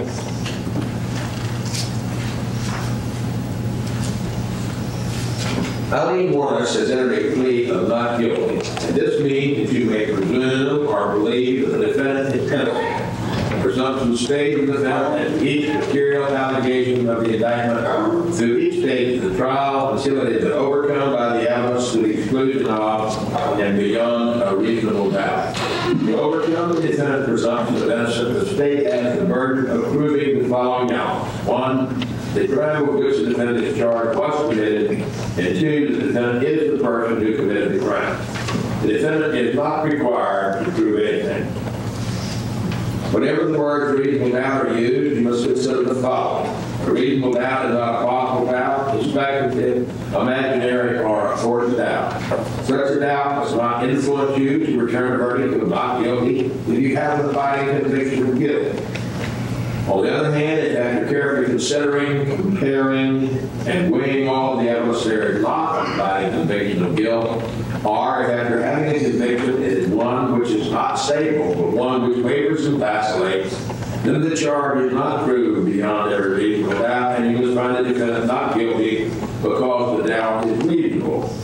It is the evidence introduced upon this trial and it alone that you are to look to for that proof.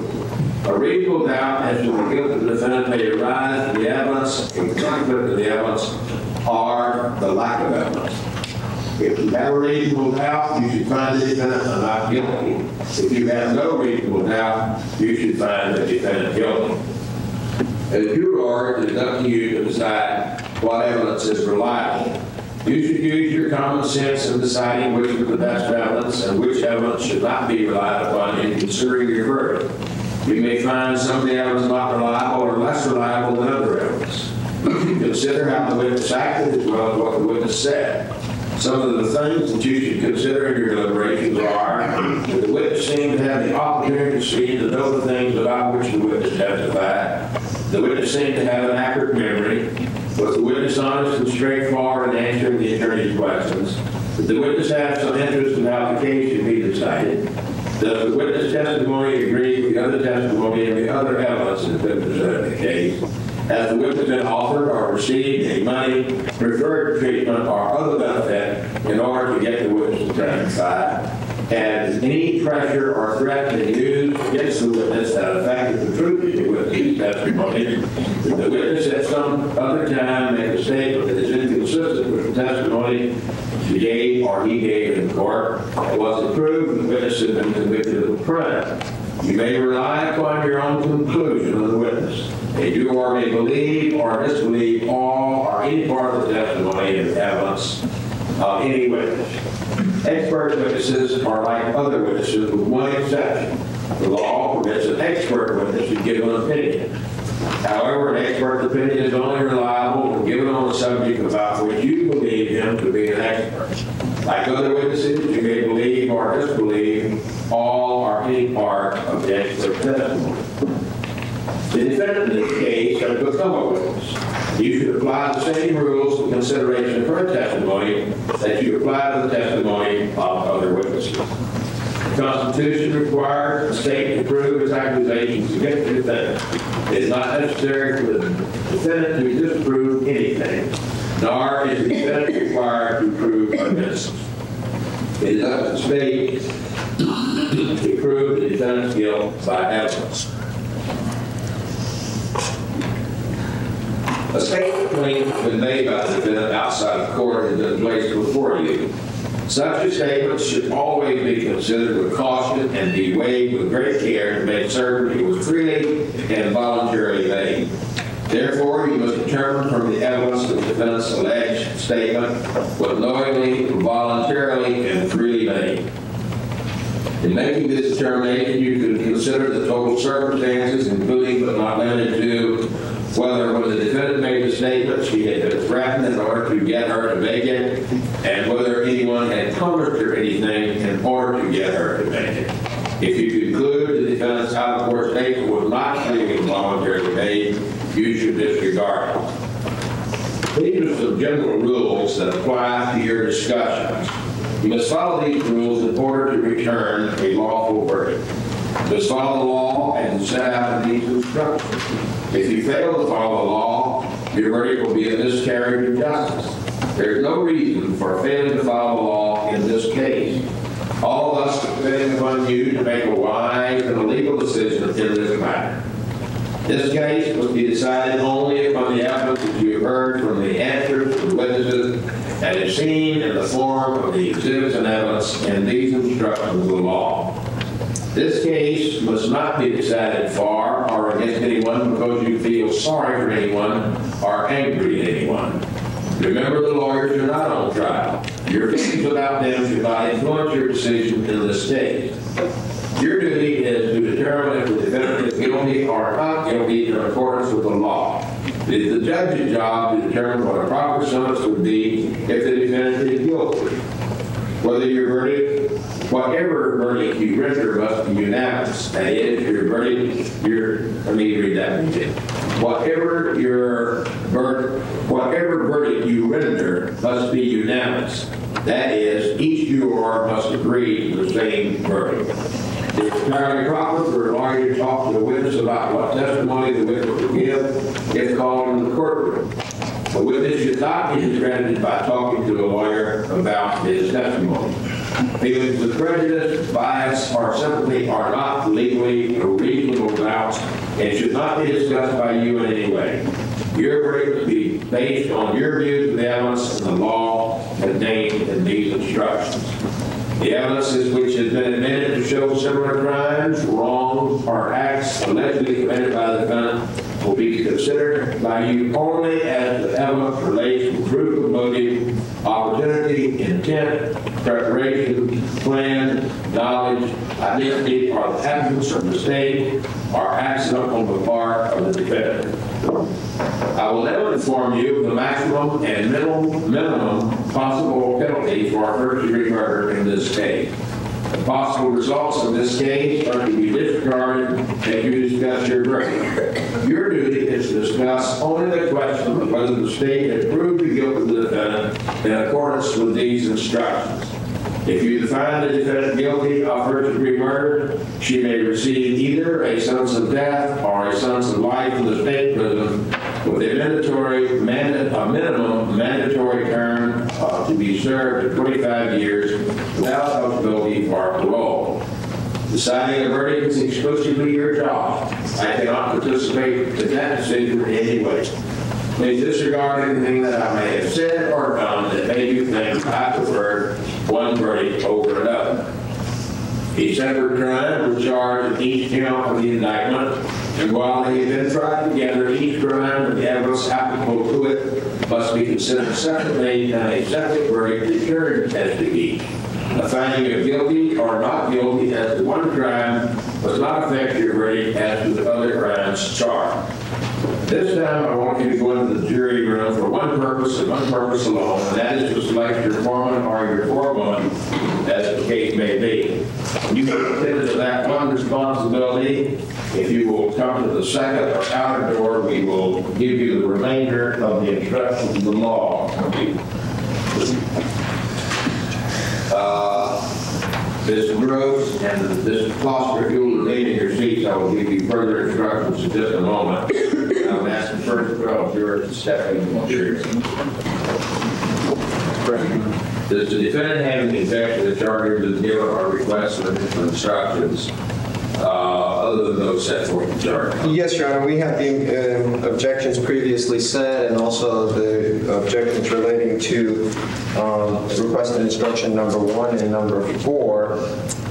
These are the things that are set forth in the charge. Right. I don't need to hear that again. I said, do you have anything other than Yes, Judge. As to page 8, and I guess the transcript of reflected for itself, the killing of a human being is excusable and therefore lawful if committed by accident. I think Your Honor said, and misfortune, and I think that's what the instruction reads, and both that's in the next one. I think, and correct me if I'm wrong on this, that the applicable construction is or misfortune, is disjunctive.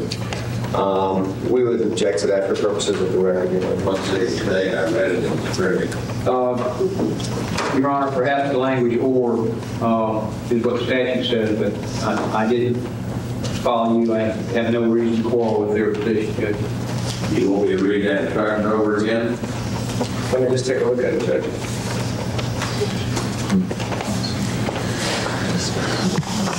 But we would request that, since our understanding is that written instructions will go in, that just be corrected on the written form. That would be acceptable. You will either put acts of pardon as working, and that will be in order for the killing was committed by acts of pardon. Form is Yes, fortune, sir. and then in the next line, the same thing.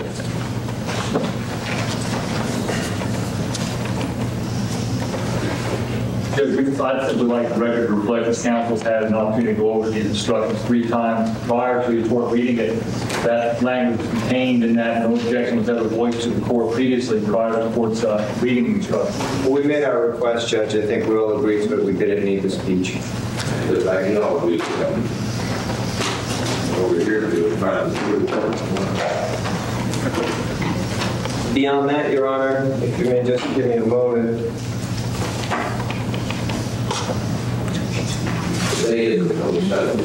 Yes, sir.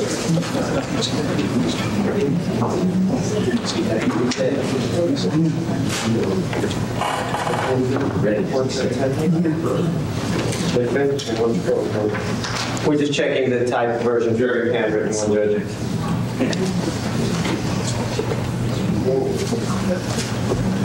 Judge, this is always a touchy area, and this is not a motion, but just a suggestion that we all discuss it. In terms of how the jury, length of time, things along that nature, does Your Honor deal with those at all at this juncture, or? I don't think there's any concern. I have all the serious things. You want the rest of the day, you can't. I think we're all in Mars. I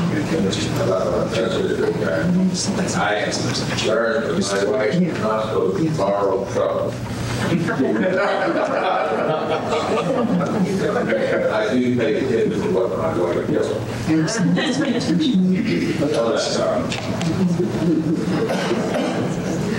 Your Honor, we also asked that the first page of the indictment, omitting the reference to 3 counts. I don't know how we can amend it without the grand jury coming back in, so I'm not sending it back to me.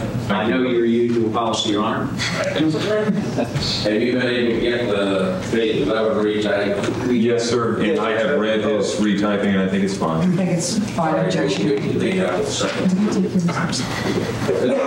The jury returned these instructions to us. I need to have a copy made for the court order. Did the defendant have any other objections? Requests for other instructions? We would renew all previous motions and objections and mistrial requests and et So cetera. it has an opportunity to view the verdict.